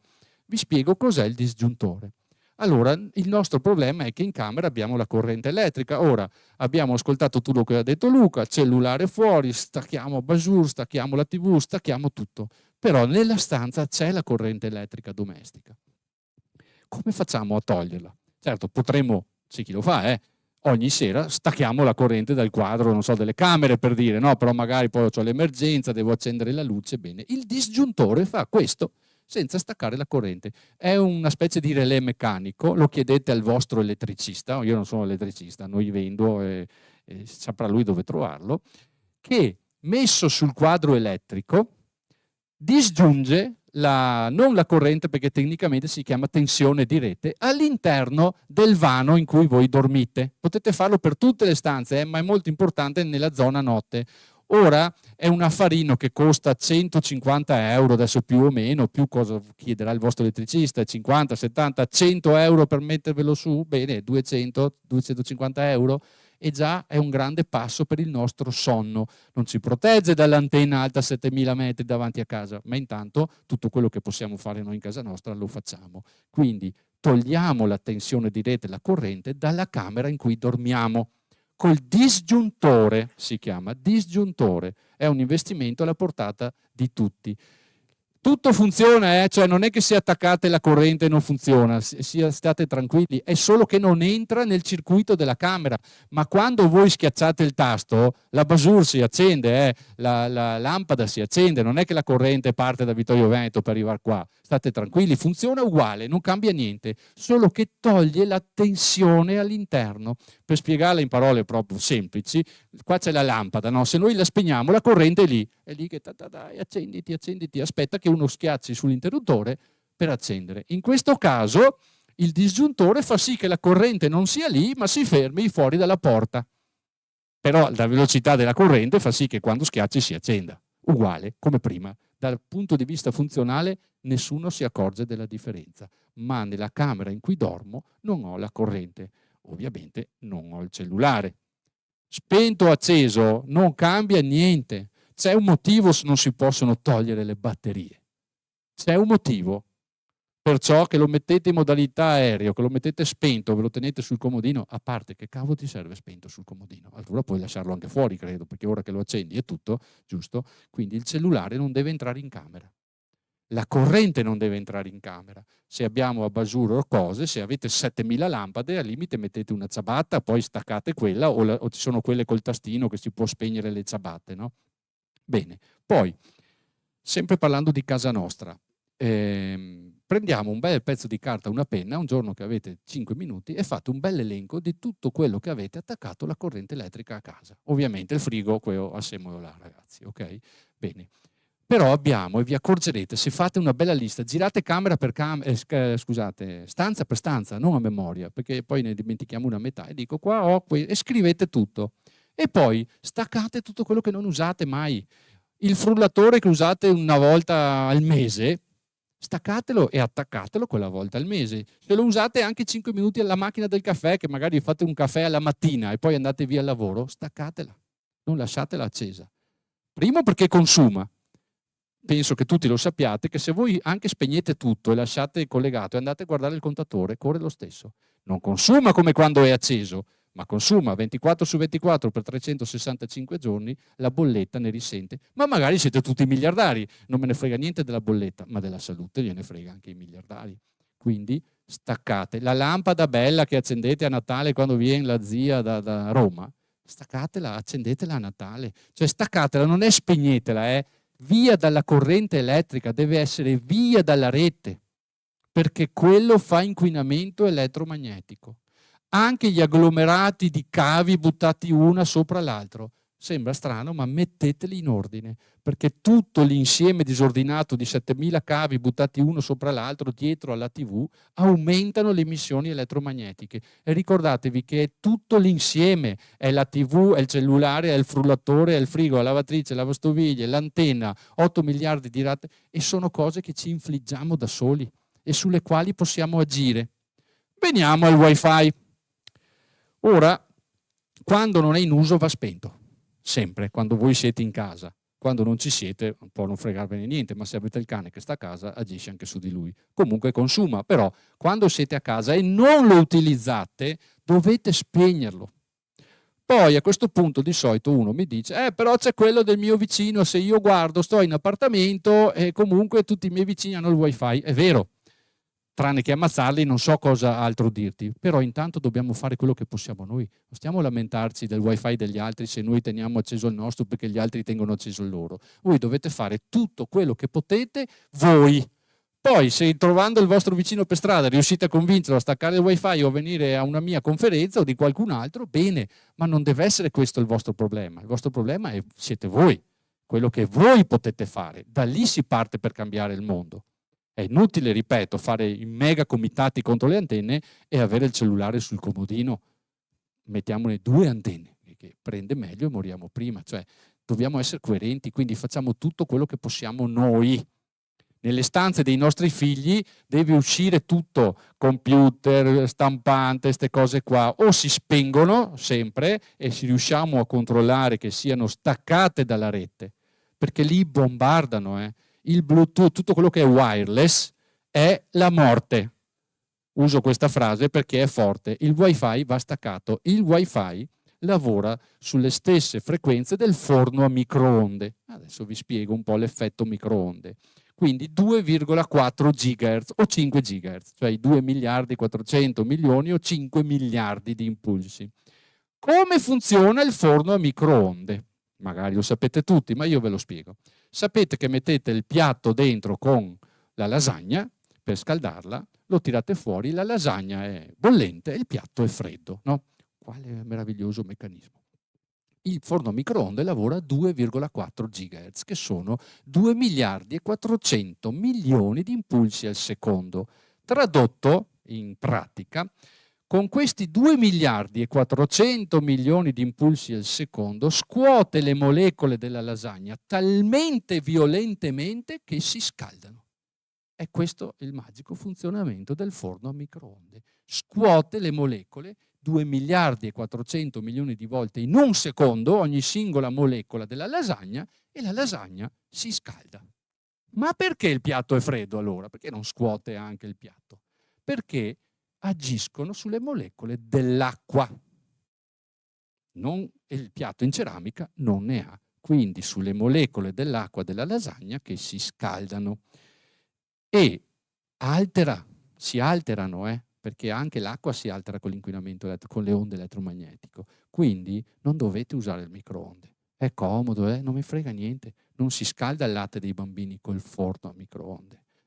A parte la bombardata che vi prendete ogni volta che lo aprite e lo chiudete, a parte quello, ma non è una leggenda urbana che il microonde altera la composizione dei cibi, perché il modo in cui agisce sulle molecole le altera. Quindi quando la tirate fuori, sa di lasagna, non è più la stessa lasagna che avete messo dentro, è alterata nella sua forma chimica, non state più mangiando una lasagna. Sappiate che è dimostrato scientificamente, ma da 70 anni, no? Da un giorno, questa storia delle microonde. Il nostro corpo, fatalità, per colpo di fortuna, di che cosa è composto? Fino al 61-65% negli adulti di acqua, sopra l'80-82% nei bambini. Siamo fatti di acqua. Può essere che sia innocuo tutto questo meccanismo qua su un corpo che è fatto, quando ci va bene, del 62-63% di acqua. Le microonde sono ultra dannose per l'essere umano, proprio perché noi non siamo una lasagna e quindi non scottiamo. Torniamo, vedete, all'effetto termico. Non c'è, noi non scottiamo, ma agisce sulle nostre cellule però. Quindi il wifi lavora a 2,4 GHz. La colpa qui non c'è di nessuno, è che queste informazioni, cioè chi vende ste robe qua, che sono bombe atomiche, può farlo così. Tu vai al negozio e eccolo quanto costa, 500 euro, e tu lo prendi. Non hai, ti dice attenzione, dovresti usarlo al massimo 3 minuti al giorno, gigahertz, 6 minuti, ICNIRP, tutte queste robe qua. No, perché sennò non ne vendono più neanche uno, giustamente. Questo è permesso all'azienda, all'industria delle telecomunicazioni, di vendere bombe atomiche senza dare la minima informazione, proprio perché se venisse data le guarderemo in maniera diversa. Il wifi è la stessa cosa, perciò lo dovete spegnere quando non lo utilizzate. Fate smart working, lo capisco, anch'io ho i figli da mantenere, quindi uno non è che può fare a meno di lavorare. Però, finito lo smart working, non ti puoi rilassare sul divano e guardare il cellulare. Devi buttarlo via. O vai a farti una passeggiata, ti leggi un libro, mangi una mela, fai le flessioni, dipingi la casa, fai quello che vuoi, ma no schermi digitali. Cioè ho lavorato 5, 6, 7 ore al computer, adesso no, lo capisco, è un comportamento normale, per come vanno le cose, non è normale. Adesso mi leggo un po' gli affari miei e mi guardo quella mezz'ora di cellulare. Cioè, mi sono appena fatta bombardare da wifi e computer per 3, 4, 5, 7 ore. Per darmi il colmo di soddisfazione mi faccio proprio una bella bombardata con questo che è il nemico numero 1. Se devo telefonare con questo, ok, viva voce è appoggiato e non lo tocco. Non va toccato il cellulare, dovete non tenerlo a contatto con il vostro corpo, non è una parte di voi, di noi, scusate, perché io sono uguale, non è una parte di noi, ce l'hanno rifilato in questa maniera, ma adesso da stasera è ora di prendere coscienza, non è una parte di noi, ma ci rendiamo conto della difficoltà della pressione che ci autoinfliggiamo con questo affare qua di averlo dimenticato 3 secondi, ma neanche se sono per strada, anche solo a casa, che magari è in una stanza, aspetta che vado a vedere che non stia male, poverino. Non c'è Biden che ci chiama per vedere se deve invadere o no l'Ucraina. State tranquilli, fioi, che possiamo stare 2 ore, 4 ore, 5 ore e non troveremo nessuna notizia che ci sconvolge. Quindi è questo il passo indietro, dovete prendere coscienza di questo, perché anche se pensate di essere i più fighi, perché siete giovani, perché in realtà siete stati indotti a pensare di esserlo, per rifilarvi questo e tutto quello che questo comporta. Un altro piccolo esempio. Mi piace l'età media, non mi piace perché dovrebbe essere, mi piace perché è vicina alla mia. Ora, tutti quelli di questa categoria qua nostra, torniamo indietro di 40 anni. Il cellulare non esiste. C'è stato anzi, maggior parte della nostra vita noi siamo stati senza cellulare. Non esiste internet, non c'è il cellulare. Facciamo sto sforzo qua. Non c'era. Vi immaginate voi di camminare per strada e ad ogni passo che fate, ogni singolo passo, uno ti ferma con un foglio di carta e una penna e ti dice: scusa, come ti chiami, cara? Oriana. Oriana, adesso mi scrivi per piacere da stamattina dove sei stata, con chi hai parlato, cosa hai fatto, quei messaggi hai mandato, cosa hai comprato, mangiato, quante volte sei andato in bagno, per piacere scrivimelo. Tu lo fai, mettiamo proprio di buona volontà, immaginatevi nell'83 che uno ci chiedesse una roba del genere, no adesso che siamo rincoglioniti, schiavi e ci va bene tutto, immaginatevi nell'83 quando eravamo padroni noi, no? Uno che ti ferma, cammini per Valdobbiadene e arriva questo, mai visto, anzi è australiano, ti dice: scusa, sono australiano, mi scrivi qua nel foglio dove sei stato stamattina, cosa hai fatto? Poi come ti giri arriva un altro, questo è indonesiano, mi dice: mi scrivi su un foglio, no? E tu passi la tua giornata così, sarebbe stato possibile? No, li avremmo presi a calci tutti, cioè proprio è una cosa che ci sarebbe finita nello stesso identico momento in cui avrebbero pensato di iniziarla. Ma perché? Perché praticamente era impossibile, cioè mettermi là se anche io fossi stata la persona più volenterosa del mondo, chi è che passava le sue giornate a dire: boh, allora aspetta, 8:15, ho parlato con Mesia, ho detto preparami la torta che arrivo verso mezzogiorno. Poi 8:16 ho acceso la lavatrice perché siccome ho le carottiere sporche, fisicamente era impossibile. Adesso lo facciamo tutti i giorni della nostra vita, ogni minuto. Se vi potessi aprire, c'è un programma, i file che sono qua dentro, che scorrono in questo momento, ci sono dei file che ognuno di loro dice ad aziende sparse in tutto il mondo il punto esatto in cui siete stati, a un'ora qualsiasi della giornata di oggi. Quindi clicco su uno di questi file e viene fuori Montebelluna 13:15 e ovviamente non dice, non so, Kuwait, dà le coordinate del posto in cui voi eravate, quanto ci siete stati, quanto avete girato intorno a quel posto, cosa avete fatto, dove siete andati, ogni giorno. E come sono riusciti? Con questo, perché con carta e penna era impossibile. Noi ci saremmo ribellati, ma non ribellati, cioè non l'avremmo mai fatto.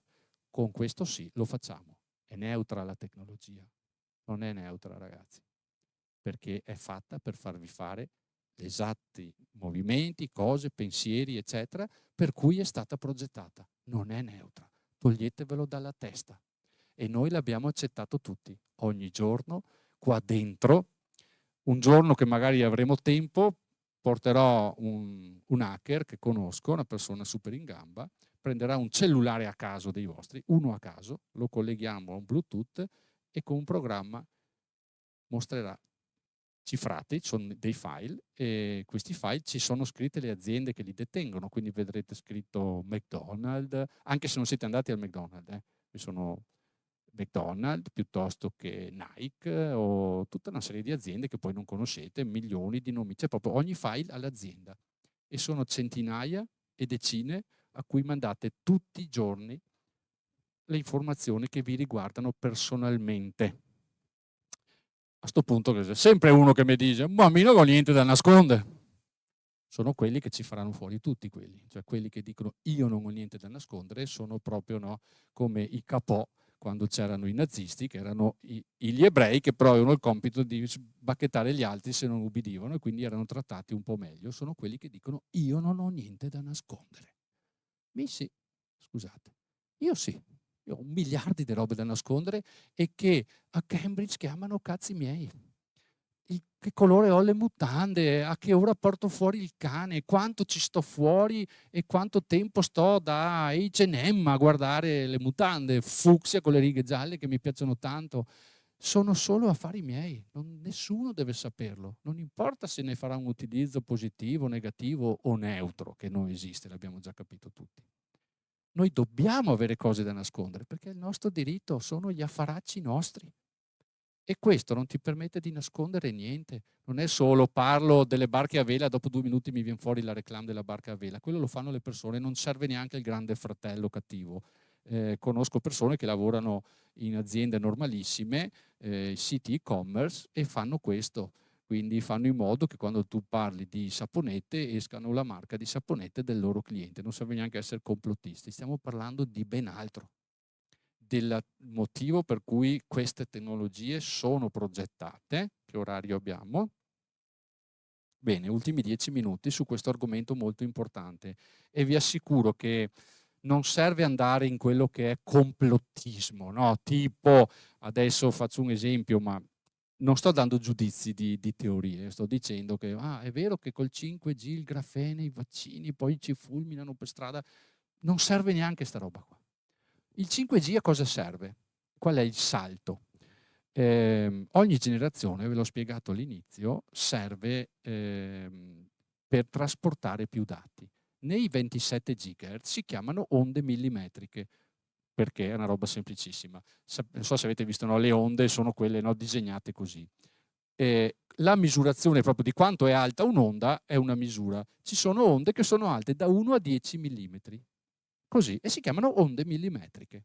Quelle dei 27 GHz, 26 fino ai 100, 300, parliamo del 5G. Bene, queste onde millimetriche hanno la capacità di trasportare una quantità di dati impensabile fino a prima. A cosa servono tutti questi dati, che ovviamente sono i nostri? Servono a creare un circuito che se noi non facciamo un passo indietro saremo noi a farlo, come abbiamo fatto adesso, come cediamo i nostri dati, nell'83 non l'avremmo mai fatto, ma adesso lo fate tutti, lo facciamo tutti ogni giorno, eppure ci saremmo ribellati 40 anni fa. Che cazzo è cambiato? Perché 40 anni fa non volevamo scrivere su un foglio di carta dove eravamo stati e oggi lo facciamo tutti? Cos'è successo? È successo questo. E il 5G è il proseguimento, scusate, di questa operazione. A cosa serve? Tu sei in macchina, la tua macchina, il frigo gli manda un messaggio che il latte è scaduto, quello che hai tu, no? Fatalità. Quindi ti arriva un messaggio dalla macchina, nel frattempo la macchina ti dice anche che fatalità, proprio guarda che combinazione, stai passando davanti a un negozio che fa il 20% di offerta sul latte, proprio quello che piace a te. Esattamente, e se non ti sbrighi a reagire lo ha già ordinato, lo trovi sulla porta di casa, che una nota azienda te lo consegna, se non te lo trovi già nel frigo, perché non sarebbe da stupirsi.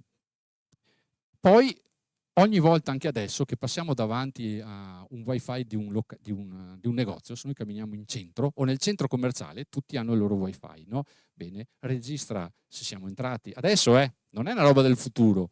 Se siamo entrati, le porte scorrevoli con gli affarini lì, il wifi legge quando tu sei entrato, a che ora sei entrato, quanto tempo sei stato lì, dove ti sei diretto e hai guardato di più. Perché se sei stato 4 ore a guardare le mutande rosse, per dire, ti arriverà un bel messaggio in cui le mutande rosse sono in offerta proprio. Fatalità, guarda, proprio quelle che avevo guardato io, madonna, che fortuna. e quanto tempo sei stato dentro. Siccome pagherai solo col digitale, quanto hai comprato, che prodotti hai comprato, che prodotti ti piacciono. Non serve fare i complottisti, non c'è niente di male se mi arriva lo sconto proprio delle scarpe che piacciono a me. Invece sì, perché me le fanno comprare attraverso tutta una serie di meccanismi e io voglio comprare le scarpe che piacciono a me anche senza sconto. Non dobbiamo vendere tutti i nostri diritti e tutte le nostre libertà per il 20% di sconto, che ci sembrerà una cosa bella, perché tutto è fatto perché sembri bello, ma il fine ultimo è farti stare a casa tua, a guardare il muro, a ordinare online, a non andare più a fare due parole con la signora, a infliggerti tutta una serie di comportamenti che però sono per la tua comodità. È bello, il latte è scaduto, non devo neanche andare fuori a prenderlo, guarda, è già arrivato, questo ho buttato via, io voglio bermi il latte scaduto perché non ce n'è altro e perché è mezzanotte e non sono riuscito ad andare al supermercato. Deve essere una mia scelta. E parliamo di cose belle qui, non parliamo di indirizzare il voto piuttosto che tutta una serie di cose. Vorrei finire invece sui consigli utili, ma vi dico due cose. Meta, sapete Meta, quelli di Facebook, adesso non si chiamano più Facebook, no? Si chiama Meta. Hanno già brevettato un sistema per fare i pagamenti attraverso il pensiero. Cioè brevettato, esiste, non è una cosa che sai, forse fra 40 anni faremo i pagamenti col pensiero. No, no, è fra 4 minuti, c'è già. Si può fare il pagamento attraverso il pensiero. Il Colorado è il primo stato al mondo che ha fatto inserire in Costituzione l'inviolabilità dei diritti neurali. Cosa sono i diritti neurali? Sono i nostri pensieri. Cioè uno Stato ha già fatto inserire in Costituzione, è come quando tu metti un cartello vietato rubare, lo metti perché c'è qualcuno che ruba. Quindi nel momento in cui metti in Costituzione che è vietato violare i diritti neurali, che sono, ripeto, i pensieri, vuol dire che si possono già violare. È possibile fare delle campagne marketing direttamente nel nostro cervellino. C'è già questa possibilità. Colorado è il primo stato al mondo che è corso ai ripari. Ha sancito l'inviolabilità dei diritti neurali. L'esercito americano è riuscito a far giocare a Tetris. Avete presente Tetris? È quel videogioco in cui devi incastrare come un puzzle delle robe. Bene, a 3 soldati in 3 stati diversi, collegati online col pensiero. Cioè spostano gli affaretti col pensiero. Cioè queste tecnologie ci sono già, sono qua. Hanno bisogno del 5G perché servono quantità enormi di dati. Il 5G è quello che è l'internet delle cose, cioè smart, collegare tutto in rete in modo che, certo, c'è qualche psicopatico che è a Siena e che gli piace poter accendere i termi a Valdobbiadene mentre è a Siena in macchina col cellulare e che sembra una roba incredibile. Così arrivo e trovo già 21 gradi. Però è la trappola, ragazzi. Quella è la trappola. Quello è il formaggio per farci andare in trappola. No? Come abbiamo fatto nelle caverne, cacchio, a scaldarci. E noi, come abbiamo fatto? Arriviamo a casa, accendiamo i termi, per mezz'ora avremo i piedi freddi. Va bene lo stesso, fioi. Va bene lo stesso. Perché è il formaggio per attirarci nella trappola. Consigli però fondamentali. Non si telefona mai in macchina e nei luoghi, nei veicoli metallici. Si forma l'effetto microonde. Non dovete farlo, e vi spiego adesso. Bluetooth, tutte queste robe qua, cellulari collegati con la macchina. Se vado da Roma a Milano, purtroppo, anche se so che è bello, non devo passarla chiamando o tutti i miei clienti o tutti i miei amici o la mia amica del cuore, tanto ho 10 ore di macchina e sto al telefono. Perché? Si chiama effetto microonde, vi ho spiegato il microonde. La gabbia di Faraday cos'è? È una gabbia di ferro in cui io sto dentro, no? Quindi se io sto dentro in una gabbia di ferro, anche se arrivano 8 miliardi di fulmini mandati da Gesù, basta che io non tocchi le pareti, ovviamente, cioè quando sto immobile, questa gabbia mi isola. Se però i fulmini sono all'interno della gabbia, non vanno più fuori, quindi io sto dentro e i fulmini mi... Ecco. Le onde elettromagnetiche nella nostra macchina fanno la stessa cosa. Entrano, ok, ma non escono più perché rimbalzano sul telaio della macchina e fanno quello che si chiama effetto a microonde. Se andiamo in treno, purtroppo tutti ce l'hanno il cellulare acceso, in più neanche per telefonare, ma per guardare i dati. è un microonde vero e proprio, è una cosa pericolosissima per la nostra salute. In corriera tutti col cellulare acceso, bisogna cercare per quanto è possibile di evitare queste situazioni. Però siccome non possiamo far spegnere il cellulare a tutti quelli che sono sul treno, possiamo evitarlo noi nella nostra macchina però, cioè di fare la classica telefonata che dura 4 ore per raccontarci cose che facciamolo a voce. Se proprio dobbiamo farlo per telefono, facciamolo col telefono a casa o siamo per strada, lo mettiamo su un muretto. In movimento non bisogna usarlo perché c'è una storia d'amore tra il cellulare e l'antenna, si cercano sempre. Più noi li mettiamo in difficoltà, più entrambi sparano a bomba per trovarsi e li mettiamo in difficoltà col movimento. Sapete che i cellulari si agganciano alle celle, no? Le famose celle.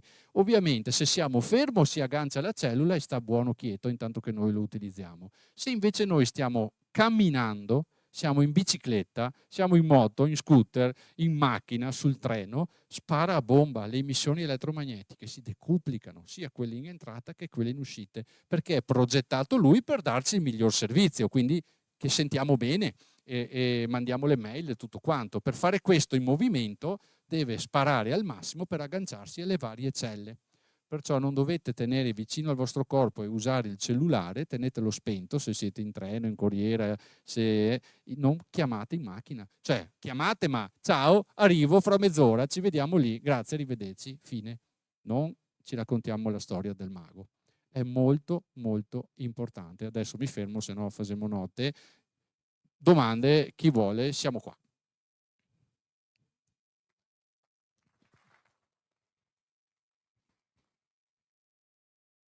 Vogliamo dare il microfono a chi funziona?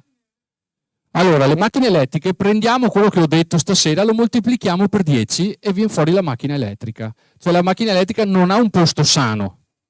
Mentre la nostra macchina, se spegniamo il cellulare e cerchiamo di non usare il navigatore, ci serve il navigatore, ma se dobbiamo andare da qua a Milano, mettiamolo quando stiamo per arrivare a Milano, non ci serve per prendere l'autostrada a Treviso Nord, che sappiamo dov'è. Usiamolo 5 minuti, ok? La macchina elettrica non ha questo perché è una bomba atomica nucleare su ruote. Se si misura con lo strumento, non c'è un centimetro della macchina che lo strumento non vada fuori scala, ma questo è normale. È come se io avessi sotto di me questo lungo 3 metri, largo 2 e mi ci siedo sopra e poi con un volante faccio vrum vrum. Sarebbe la stessa cosa se avessi un cellulare di 4 metri quadrati, è la stessa cosa. Pertanto arrivo da tutti, faccio 1, 2 e 3. Vai.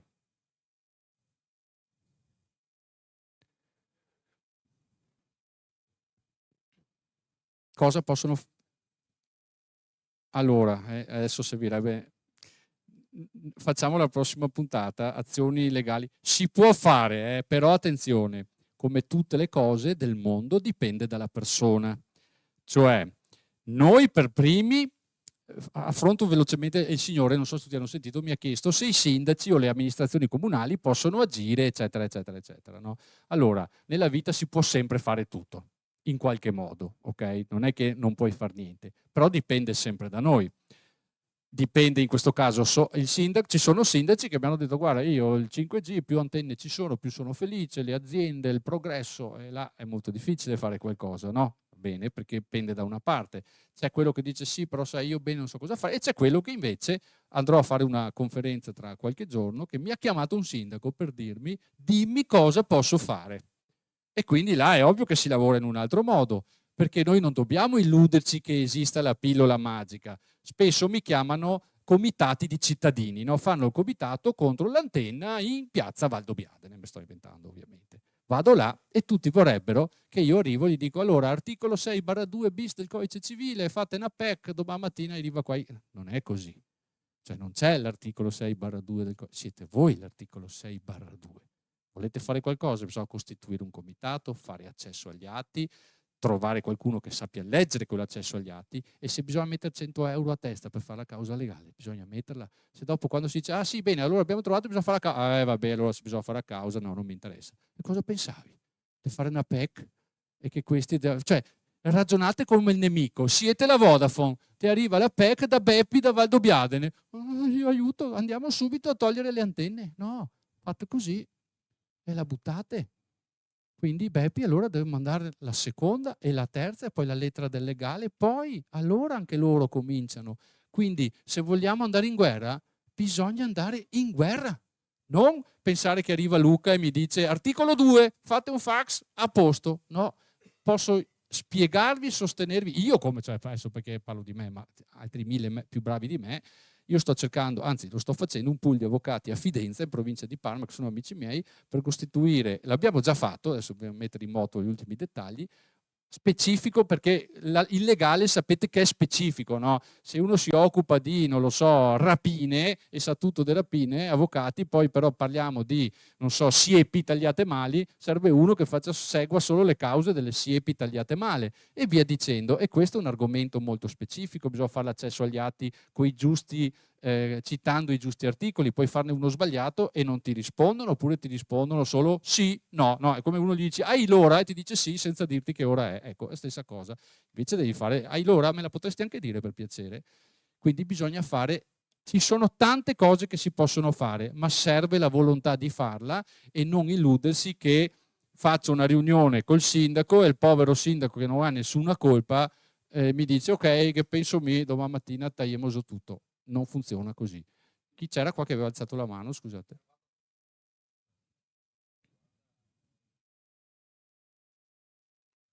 Sì, sì. Allora, segnati un nome che se clicchi questo si chiama Lennart con 2 N e l'H, Lennart con la T, Lennahrat, Lennart. Comunque se clicchi anche sbagliato, se ho sbagliato una N, Hardel. È svedese, è il più grande scienziato al mondo in questo campo. Insieme in Italia abbiamo Fiorenzo Marinelli, anche lui un'altra eccellenza che abbiamo in Italia e che si è fatto portavoce in Italia di questo. Scrivi petizioni contro il 5G, scrivi Fiorenzo Marinelli, Leonard Hardel, petizioni contro il 5G, te viene fuori del tutto. Qua qualcuno aveva alzato... Sì, scusa Luca, facciamo girare il microfono così tutti sentono le Oh, domande. eccolo qua, Grazie, eccolo qua. grazie. Buonasera. Una domanda sulle stufe a induzione, quelle professionali. Sui piani a sui piani induzione. Perché io ho lavorato 10 anni con un piano a induzione professionale dal 99 al 2009 e ho avuto un problema all'acufene e sangue da naso. Non so se può essere collegato, Allora, ma vi spiego ho sempre avuto la curiosità.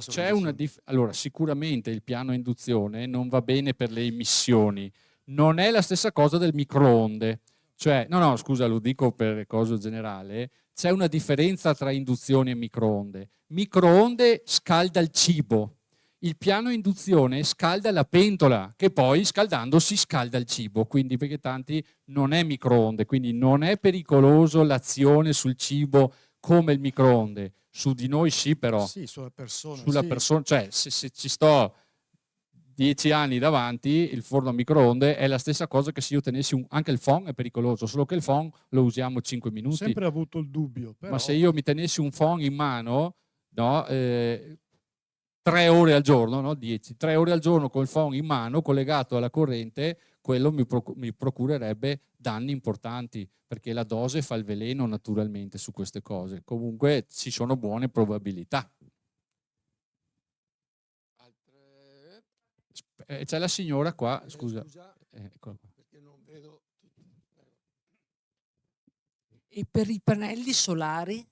I pannelli solari, il suo problema sono le batterie e l'inverter in casa. Le batterie e gli inverter andrebbero schermate, si può usare, però lì è un problema abbastanza semplice. Certo non va tenuto magari in casa o sotto scala perché c'è il problema senza che siano schermati, sono delle centrali nucleari di emissioni elettromagnetiche, però per esempio con un bel armadio in alluminio che non costa neanche tanto, io non me le terrei in casa. Io non me le tengo in casa gli inverter, le batterie dei pannelli, metto fuori casa, però dico comunque vanno schermate e l'alluminio scherma bene, si può fare un bel armadio di alluminio che non costa neanche tanto. La signora in centro la vedo così non posso sbagliarmi. Alzate la mano. Dopo arrivo. Claudia, aspetta il microfono, sì, Claudia. anche perché sennò si fa tutta la strada a far Grazie. niente, poveretto. È possibile che ci sia qualche azione o interazione quando ci sono i temporali e ci sono tanti lampi con queste antenne che loro amplificano? Allora, consideriamo che i fulmini da sempre, da quando esiste il pianeta Terra, sono dei grandi collettori e poi diffusori di emissioni elettromagnetiche molto potenti.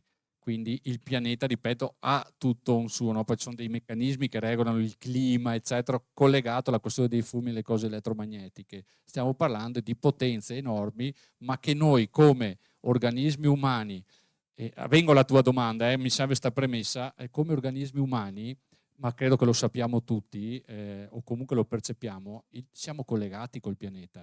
Cioè non è filosofia New Age questa, sai, siamo collegati con l'universo. Noi siamo collegati, cioè frequenze, vibrazioni, camminare a terra a piedi scalzi, non sul sintetico, ma sui sassi, sull'asfalto, sull'erba, è una vera e propria terapia per noi, perché tutto quello che abbiamo fa sì che non possiamo scaricare e che l'inquinamento elettromagnetico, le emissioni agiscono sul nostro corpo. Quindi collegandoci invece con la terra scarichiamo ed è molto utile, anche solo in giardino. È bellissimo andare a camminare in Cansiglio, e ve lo consiglio, però anche solo andare fuori sul marciapiedi, sui sassi, oltre che far bene alla circolazione e tutto. Adesso qua non stiamo parlando di postura, ma stiamo parlando di elettromagnetismo, quindi è una cosa da fare una volta al giorno, ogni volta che potete mettete i piedi per terra, 5 secondi.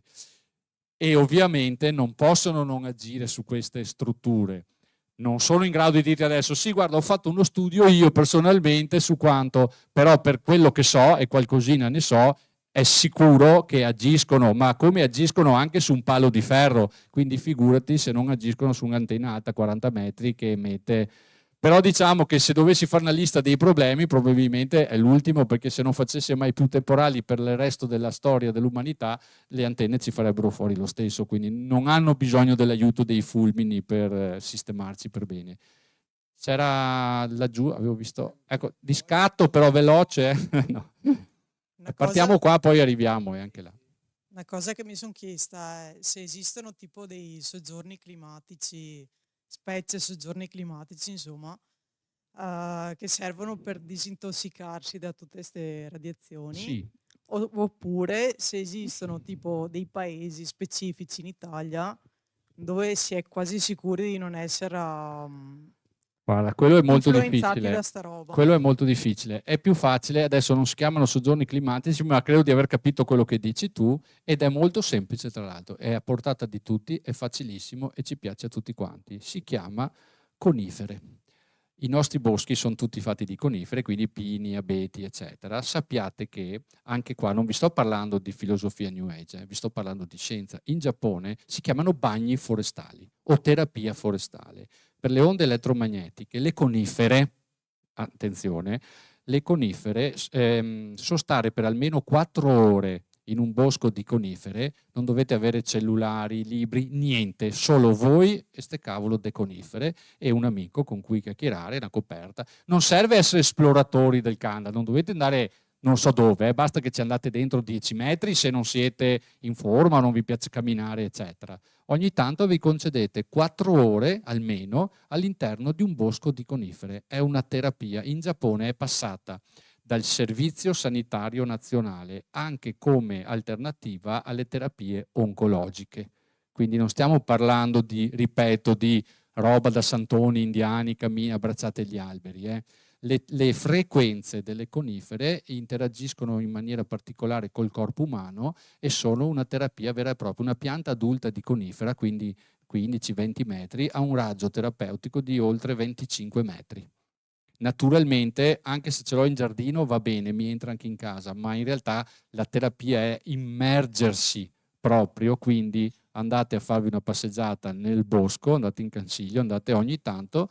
Se non volete passeggiare basta starci là, non serve esplorare il Cansiglio o il Monte Bianco, dove volete. 4 ore all'interno di un bosco di conifera, è una terapia. Viene una buona notizia ogni tanto. Il CAI, il Club Alpino Italiano che gestisce tutti i sentieri, sta approntando anche in Italia, non so bene dove ancora, ma lo so per certo, farà 10 stazioni, mi sembra che una sia a Falcade se non mi sbaglio, proprio per la terapia, si chiamano o terapia forestale o bagno forestale, e vi assicuro che non è una cazzata, non stiamo parlando appunto di stare nella, è bello, cioè a prescindere stare nella natura è meglio che guardarsi la Zanussi, faccio per dire, cioè questo non è che lo scopriamo noi stasera, quindi non sto parlando di quello, anche andare al mare è bello, ma non c'entra niente con la terapia contro l'inquinamento elettromagnetico, anche se è già una terapia anche quella perché stiamo bene, tutto quello che ci fa star bene è una terapia, ma qui parliamo di terapia nel vero senso della parola.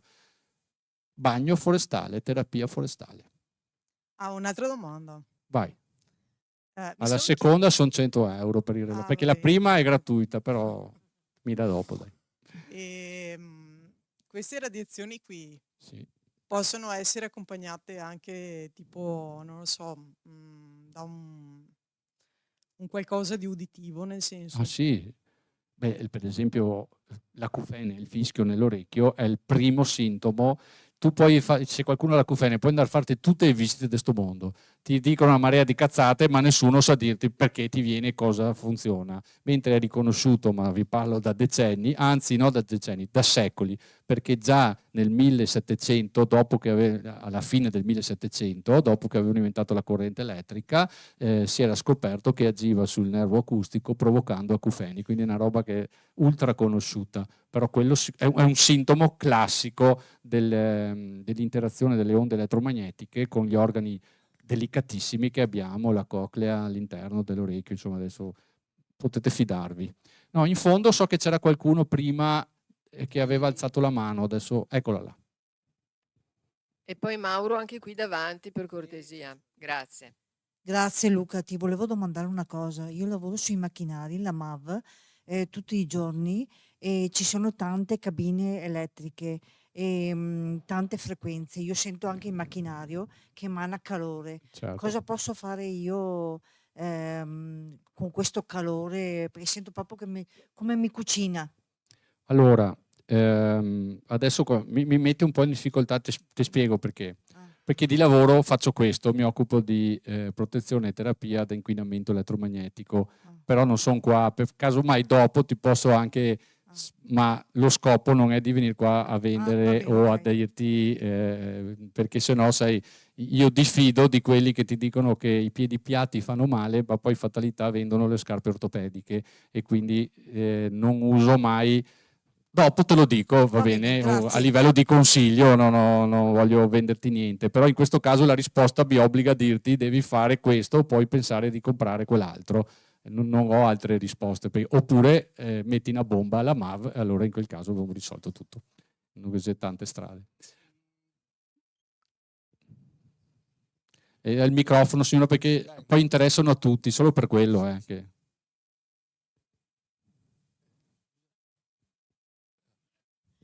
Sì, no, mi scusi la domanda forse un po', però per chi si ritrova a vivere sotto un'antenna, con la prospettiva che gliene installino un'altra vicinissima, cioè a parte il cambiare casa, voglio dire, o non so, ecco che vabbè, però... Con insomma, quello almeno sarebbe ecco, la cosa da fare. allora, c'è dopo vabbè, avviare anche così col comune, tutto è, però ho visto che comunque non se ne dà fuori. Quello che voglio capire è, c'è qualcosa che può essere fatto per tutelarsi?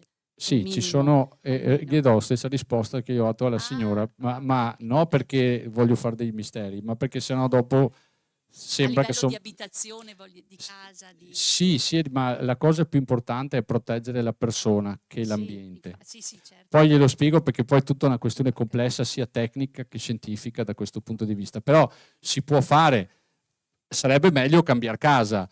Intanto però che buttano giù le antenne, che noi cercheremo di fare i passi giusti per farle togliere, perché si può fare, solo che bisogna avere la volontà di farlo, ci sono delle cose che uno può fare in casa sua, quello sì.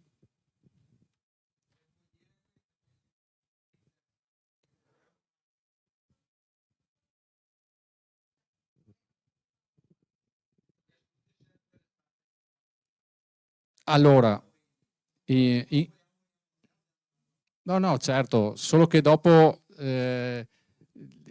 sai com'è, sono sempre le buone intenzioni, ma dopo, siccome faccio tante di queste serate e mi servono non per guadagnare ma per fare divulgazione, e dopo viene fuori, ah sì, è Luca, è quello che però dopo ti vuole vendere le pentole, no? Dopo succede sempre così, ed è una cosa da cui cerco di stare il più lontano possibile. Io ho un ecco, scusa, comunque dopo ti rispondo. Ho un canale, è gratuito, quindi non ci guadagno niente, voi non dovete spendere niente.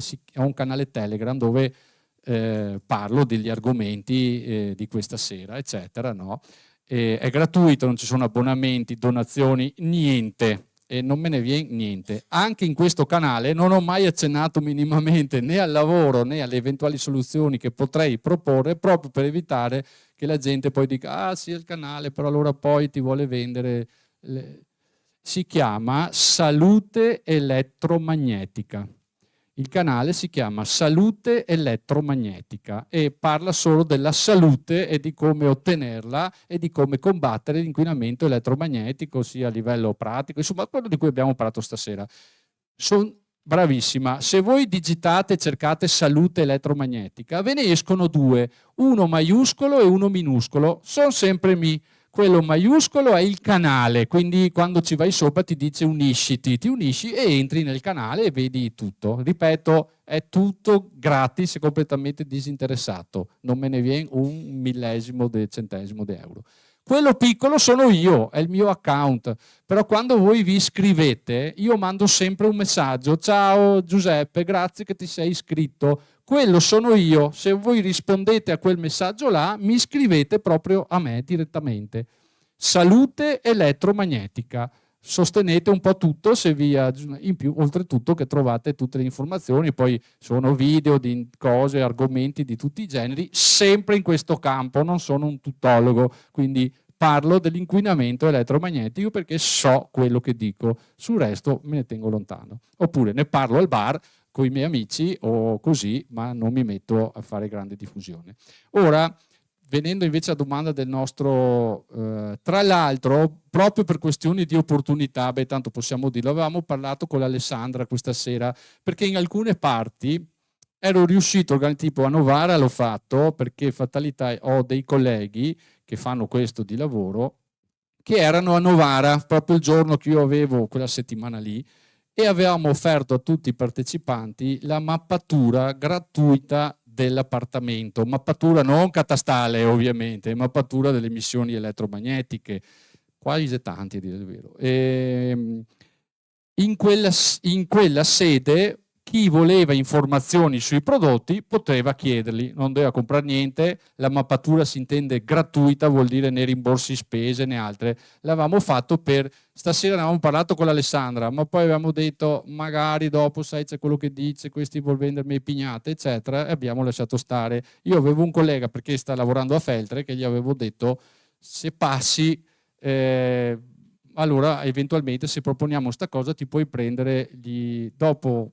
Non so neanche se viene perché lui comunque veniva a vedere la conferenza, però non so se arrivo, anzi magari dopo gli scrivo, o se l'è andata a casa perché gli ho detto guarda non facciamo niente, se vieni al limite dopo andiamo a bere qualcosa assieme. Si potrebbe fare così perché la spiegazione primo che vuole un'altra ora e ormai è tardi. Adesso provo a vedere se per caso non è andato a casa, se no qualcuno se vuole mi lascia giù l'indirizzo dopo. Si fa la mappatura che è gratuita, ripeto, dell'appartamento, uno si rende conto che livello di emissioni ha in casa. Se ha piacere, senza nessun genere di obbligo, può chiedere informazioni su dispositivi, su quello che si può fare. Poi, se uno vuole comprarli, li compra, ma questa serata non ha niente a che vedere con questo, e questo per me è molto importante, perché sennò dopo viene fuori che Luca va a fare le conferenze perché ti vuole vendere le scarpe ortopediche o le pignate anti emissioni elettromagnetiche, e non è il mio scopo. Ci sono dei dispositivi, in linea generale, qua non faccio niente di male, come consiglio vi dico questo: con le attuali tecnologie e con la situazione reale, schermare la casa, schermare l'ambiente non è una buona soluzione in senso assoluto. È un settore molto complesso questo, cioè ci sono dei problemi scientifici e tecnici anche complessi da risolvere. Cioè, diciamo che io mi schermo tutta la casa, no? A prescindere dal fatto che ho i milioni di euro e lo faccio, non mi interessa niente di quanto costa. Rischio di nuovo la questione dell'effetto microonde, perché la schermatura dell'ambiente sarebbe la soluzione, ma io all'interno dell'ambiente non devo avere niente che produce inquinamento elettromagnetico, quindi primo di tutto non il nostro amico cellulare, perché altrimenti tutte le antenne lo cercano e le emissioni poi rimbalzano sulle stesse pareti che mi dovrebbero proteggere da fuori, ma a quel punto non fanno più uscire. Quindi proteggere l'ambiente è molto molto difficile, dovrei non volere né la corrente elettrica, niente dentro casa. Allora sì, mi schermo tutto, sono schermato e non corro più nessun pericolo, ma però a parte i costi, no? A parte i costi, perché andrebbe progettato prima della costruzione della casa e non mi metto qua adesso a trafficare con tessuti o schermature, eccetera. Quindi i costi sarebbero molto elevati, però uno dice non mi interessa niente, ne vado a buttare via, lo faccio. Secondo me non è una buona soluzione. La migliore soluzione è proteggere la persona sul luogo dove dorme allo stato attuale, perché noi abbiamo un altro problema scientifico complesso, che è questo. Noi dobbiamo schermarci, ma non schermarci da tutto, altrimenti basterebbe un pigiama col Domopac e abbiamo risolto i problemi, perché l'alluminio scherma tutto. Ma il nostro corpo ha bisogno delle emissioni elettromagnetiche naturali per funzionare, perché torniamo sempre, tutto parte sempre dall'inizio. Per 5 milioni, lasciamo stare questi 50 anni di antenne, ma per i 5 milioni di anni precedenti abbiamo vissuto in un modo che non ha niente a che vedere con questo, con la televisione, con la corrente elettrica, eccetera. E fra 15.000 anni forse ci saremo adottati, ma non questi 100 in cui abbiamo la corrente elettrica in casa. Noi non siamo questi, parlo di livello biologico, di come funzionano i nostri ritmi. E ci serve il fondo elettrico naturale terrestre e le emissioni della magnetosfera per stare in salute, perché siamo connessi a questo e al nostro ambiente. Se io mi faccio una casa per assurdo di alluminio, senza una porta né una finestra, e sono lì, sì che sono schermato, ma il mio corpo non riceverà più le emissioni elettromagnetiche ambientali naturali che gli servono per vivere, perché siamo connessi col nostro ambiente naturale. Quindi dobbiamo schermare quello che non va bene, ma far passare quello che ci serve. E nel 99,9% dei casi delle cose ottenibili con spese umane e che funzionano e che danno risultati sono tessuti schermanti, che su 10, 9 sono fuffa e costano come quello che non è fuffa, ma invece funziona. Però ci sono soluzioni da questo punto di vista. Ripeto, dipende anche da quanti milioni di euro uno vuole spendere. Se uno si costruisce la casa dall'inizio può fare sì un investimento, ma è così. Ma nel 90% dei casi voglio agire adesso, non serve spendere i milioni di euro, però qualcosa bisogna spendere perché quello che funziona costa. Mentre invece, ve lo posso già dire adesso, armonizzatori di frequenze che funzionano con la corrente elettrica, tutte queste robe qua, costano, c'è roba da 2-3 mila euro e non serve a niente. Cioè, non funzionano. Fatte Luca, scusa, siccome l'orario incomincia ad essere Scusate, tardo, c'è ancora qualche domanda? Scusate se per caso. Io Prego. Sì, sono qua. Niente, allora una parte, quello che volevo chiedere riguardava E quello dov'è la per signora cui che non vedo? Qui. Dove? sono qua. Ah, eccola qua. Sono Ciao. Ciao. Una parte era quello di cui hai parlato ora, per cui praticamente hai già risposto. L'altra parte riguardava il discorso, abbiamo sentito, Scusa, parlato. ti interrompo solo per avermi avuto in mente. Se volete, ma ripeto, non è lo scopo di questa serata, perché il Signore mi ha fatto la domanda. Se abbiamo un foglio di carta e una penna qua, chi vuole prima di uscire può lasciarmi il numero di cellulare, il nome e il cognome e dopo, quando potrò, nei prossimi giorni, faremo un giro di telefonate, se chi ha piacere, senza dover spendere un euro, se è qua della zona, perché se è venuto da Torino non andiamo a Torino a farlo, cioè bisogna che sia una cosa fattibile perché stanno lavorando a Feltre per un intervento e quindi deve essere nella zona chiaramente che si possa fare in maniera sì, fattibile, insomma, in qualche giorno. Ecco, chi ha piacere può lasciare il numero di telefono e un nome e un cognome e lunedì magari facciamo un giro di telefonate e cercherà di fissarsi un po' di appuntamenti. Questo, scusa, ti ho interrotto.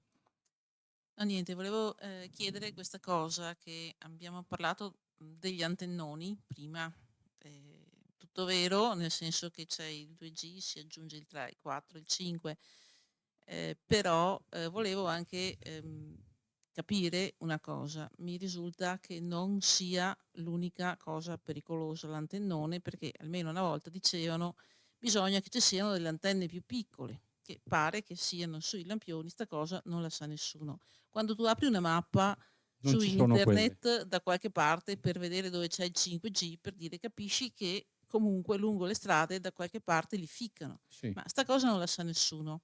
In una bella serata d'estate la gente si raduna sotto in bicicletta, a piedi, e ci rimane 2 ore a chiacchierare sotto il lampione. Ti fermo perché ho già capito e rispondo, e così poi Ok. andiamo a posto. È vero, il 5G ha una necessità tecnica molto diversa dal 4G. Per esempio il 4G, un'antenna 4G in un terreno favorevole, che vuol dire o pianura,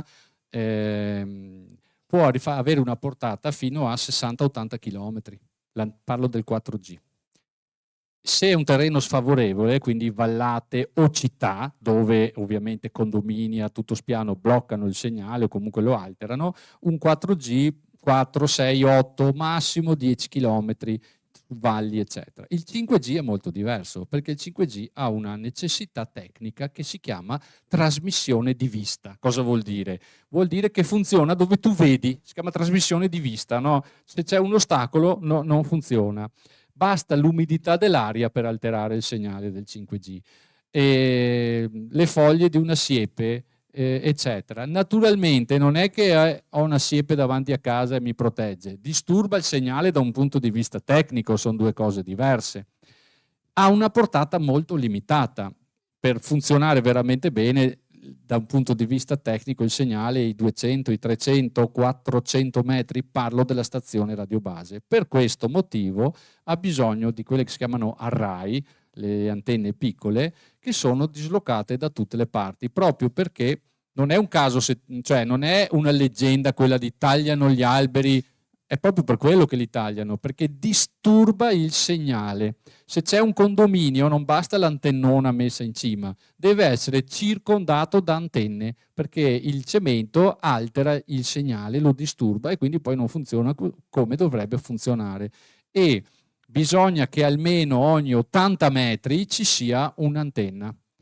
Le mettono sui lampioni, sui tombini, a volte hanno appena asfaltato, spaccano con la fibra, eccetera, e piazzano antenne da tutte le parti. Queste non le comunicano ai comuni, purtroppo, perché fanno quel cavolo che vogliono. Serve sempre la stazione radiobase, naturalmente, ma mettono le antenne che dette array, microcelle, che sono grandi poco più di un telefonino, e quelle possono metterle nei lampioni, nelle insegne delle farmacie, eccetera, eccetera. Siccome hanno soldi a valanga, vanno dall'amministrazione comunale, che ovviamente sono sempre alla canna del gas, e gli dicono: non ti preoccupare, la pista ciclabile te la pago io, oppure i lampioni nuovi te li metto io, no? E mettono i lampioni nuovi e via dicendo. Quindi ci sono le piccole antenne e le mettono dappertutto. È una necessità tecnica, perché più è poi chiudo, più la frequenza è potente contro quello che noi pensiamo e meno portata ha. La portata è la distanza a cui riesce ad arrivare. Perciò più è alta la frequenza e più dati può trasportare, ma più breve è la portata, cioè fin dove arriva col segnale. E i 100 metri sul 5G per la trasmissione di vista, eccetera, sono il limite, quindi ogni 80 piazzano le antenne. Sì.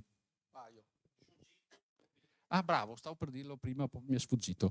Ho detto, il Signore mi ha chiesto la shungite, no? Allora, state tranquilli che male non vi fa, però la tormalina, che è un'altra, la pietra nera, eccetera, la shungite, tutte queste cose qua, lasciano il tempo che trovano, purtroppo. Cioè, se ho l'antenna a 30 metri sopra casa mia che costa 2 milioni di euro a farla, non è la pietra di shungite da 20 euro che vi salva la vita. Scusate se ve lo dico, male non fa, però non vi fa il campo elettromagnetico che protegge la casa. Ecco, fate tutte le misurazioni con gli strumenti. Ci salutiamo. Il Signore. L'ultimo paga per tutti, Allora, due cose collegate. Digitale terrestre, quindi anche quelle sono emissioni che possono essere nocive. Però sai, funziona col cavo, E No, ma le quindi- antenne... Vabbè, tutto quello che trasmette, sapete che Radio TV Vaticana ha Sì. fatto 220 morti con le Sì, antenne messe però sulla le collina. antenne digitali dove ovviamente hanno una abitavano. frequenza, dicono almeno da quello che ho capito, che è paragonabile a quella dei cellulari. Sì, sì, Quindi anche quelle inquinano. certo E un'altra che sì. cosa, una domanda che esce un po' da questo tema, ma sempre rimane sulle frequenze, sull'inquinamento elettromagnetico. Se tutto questo inquinamento elettromagnetico globale, secondo te, impatta anche sul clima in qualche maniera? Allora, ti posso dire questo, non sono in grado di dirti questo, che utilizzino sistemi che funzionano con le onde elettromagnetiche per alterarlo, quello è sicuro, perché tutte queste cose non funzionano a pedali, funzionano a corrente elettrica e quindi emissione enorme di onde elettromagnetiche. Che l'inquinamento elettromagnetico cambi non è una cosa, un dato che so. Posso dirti però che a livello globale abbiamo alterato talmente tanto il campo magnetico terrestre che animali sono andati fuori di testa, quindi e la flora anche, ci sono intere dorsali di enormi foreste nel Colorado, nel Canada. Adesso noi il Colorado e il Canada non riusciamo a comprenderlo a livello, cioè se uno c'è stato, c'è una regione che ha 2 milioni di laghi e 1 milione è conosciuto dall'essere umano, l'altro 1 milione di laghi, vi rendete conto quant'è 1 milione di laghi? Nessuno c'è mai stato prima. No? Per darvi l'idea della grandezza di sti posti, cioè ne hanno esplorato 1 milione. Ci sono intere dorsali di queste foreste che dove hanno messo le antenne e passano i segnali sono bruciate. Proprio l'intera dorsale, stiamo parlando di milioni di alberi, è una cosa che da vedere è super impressionante, ma la cosa ancora più impressionante è che l'albero, qua da noi a volte capita di vedere, se voi fate caso, sono dei pini che dal lato dell'antenna sono bruciati, cioè li vedi marroni, proprio dal lato dell'antenna, perché le onde elettromagnetiche impediscono la circolazione della linfa all'interno dei vasi linfatici degli alberi. Ma in questo caso l'albero è completamente nero, ma nero, e dove è alla base ha un raggio di 10 metri in cui è morto tutto, perché produce delle alterazioni chimiche della linfa che diventa acido cloridico. Quindi l'albero è proprio nero morto e ha bruciato tutto il terreno nelle grandi dorsali di trasmissione. Qua serve una settimana per parlare dei danni che stiamo facendo a api, passeri, cicogne, eccetera. No? Le api, il 90% delle api in 33 stati dell'America sono sparite dopo l'installazione delle antenne. Il 90% delle api selvatiche, quelle da miele selvatico. C'è un male adesso che si chiama collasso della colonia, sempre meno api tornano finché la colonia appunto collassa. Questo è dato dal fatto che il corpo dell'ape contiene magnetite, è un materiale che serve all'ape per orientarsi con le onde elettromagnetiche. Le api, gli uccelli, si orientano così. Le api, cioè, è la quantità che abbiamo messo nell'aria, rendetevi conto, non si vedono e questo non ci preoccupa, non riescono più a tornare al nido, sempre meno, finché il nido collassa, si chiama collasso della colonia. E come per un altro strano avvenimento degli ultimi anni, ci sono le teorie su qualsiasi cosa, dagli UFO agli alieni a tutto, tranne che quello. Cioè, e su quello invece no, come le cicogne che spariscono, i passeri sono spariti dappertutto. Kensington Park a Londra, che è un giardino di proprietà della regina, i passeri sono contati, censiti. Ce n'erano 2603. Hanno messo 26 antenne, ce ne sono 4 adesso. 4 censiti, nome e cognome di passeri. Potrei stare qua per ore a dirvi cose terribili che tanto preoccupiamoci di noi, però vi assicuro che a livello di animali e di ambiente sta succedendo il disastro, perché tutto è frequenza, tutto quello che esiste a questo pianeta è fatto di frequenze, non c'è niente che non funzioni con le frequenze e tutto è soggetto alle alterazioni dovute all'inquinamento elettromagnetico artificiale, perché quello naturale tutto si è sviluppato ed evoluto in presenza di quello naturale, è quello artificiale che sta sparigliando. Vi ringrazio perché vi ho tenuto qua anche troppo. Ecco, ringraziamo Luca ovviamente, grazie a voi per la partecipazione.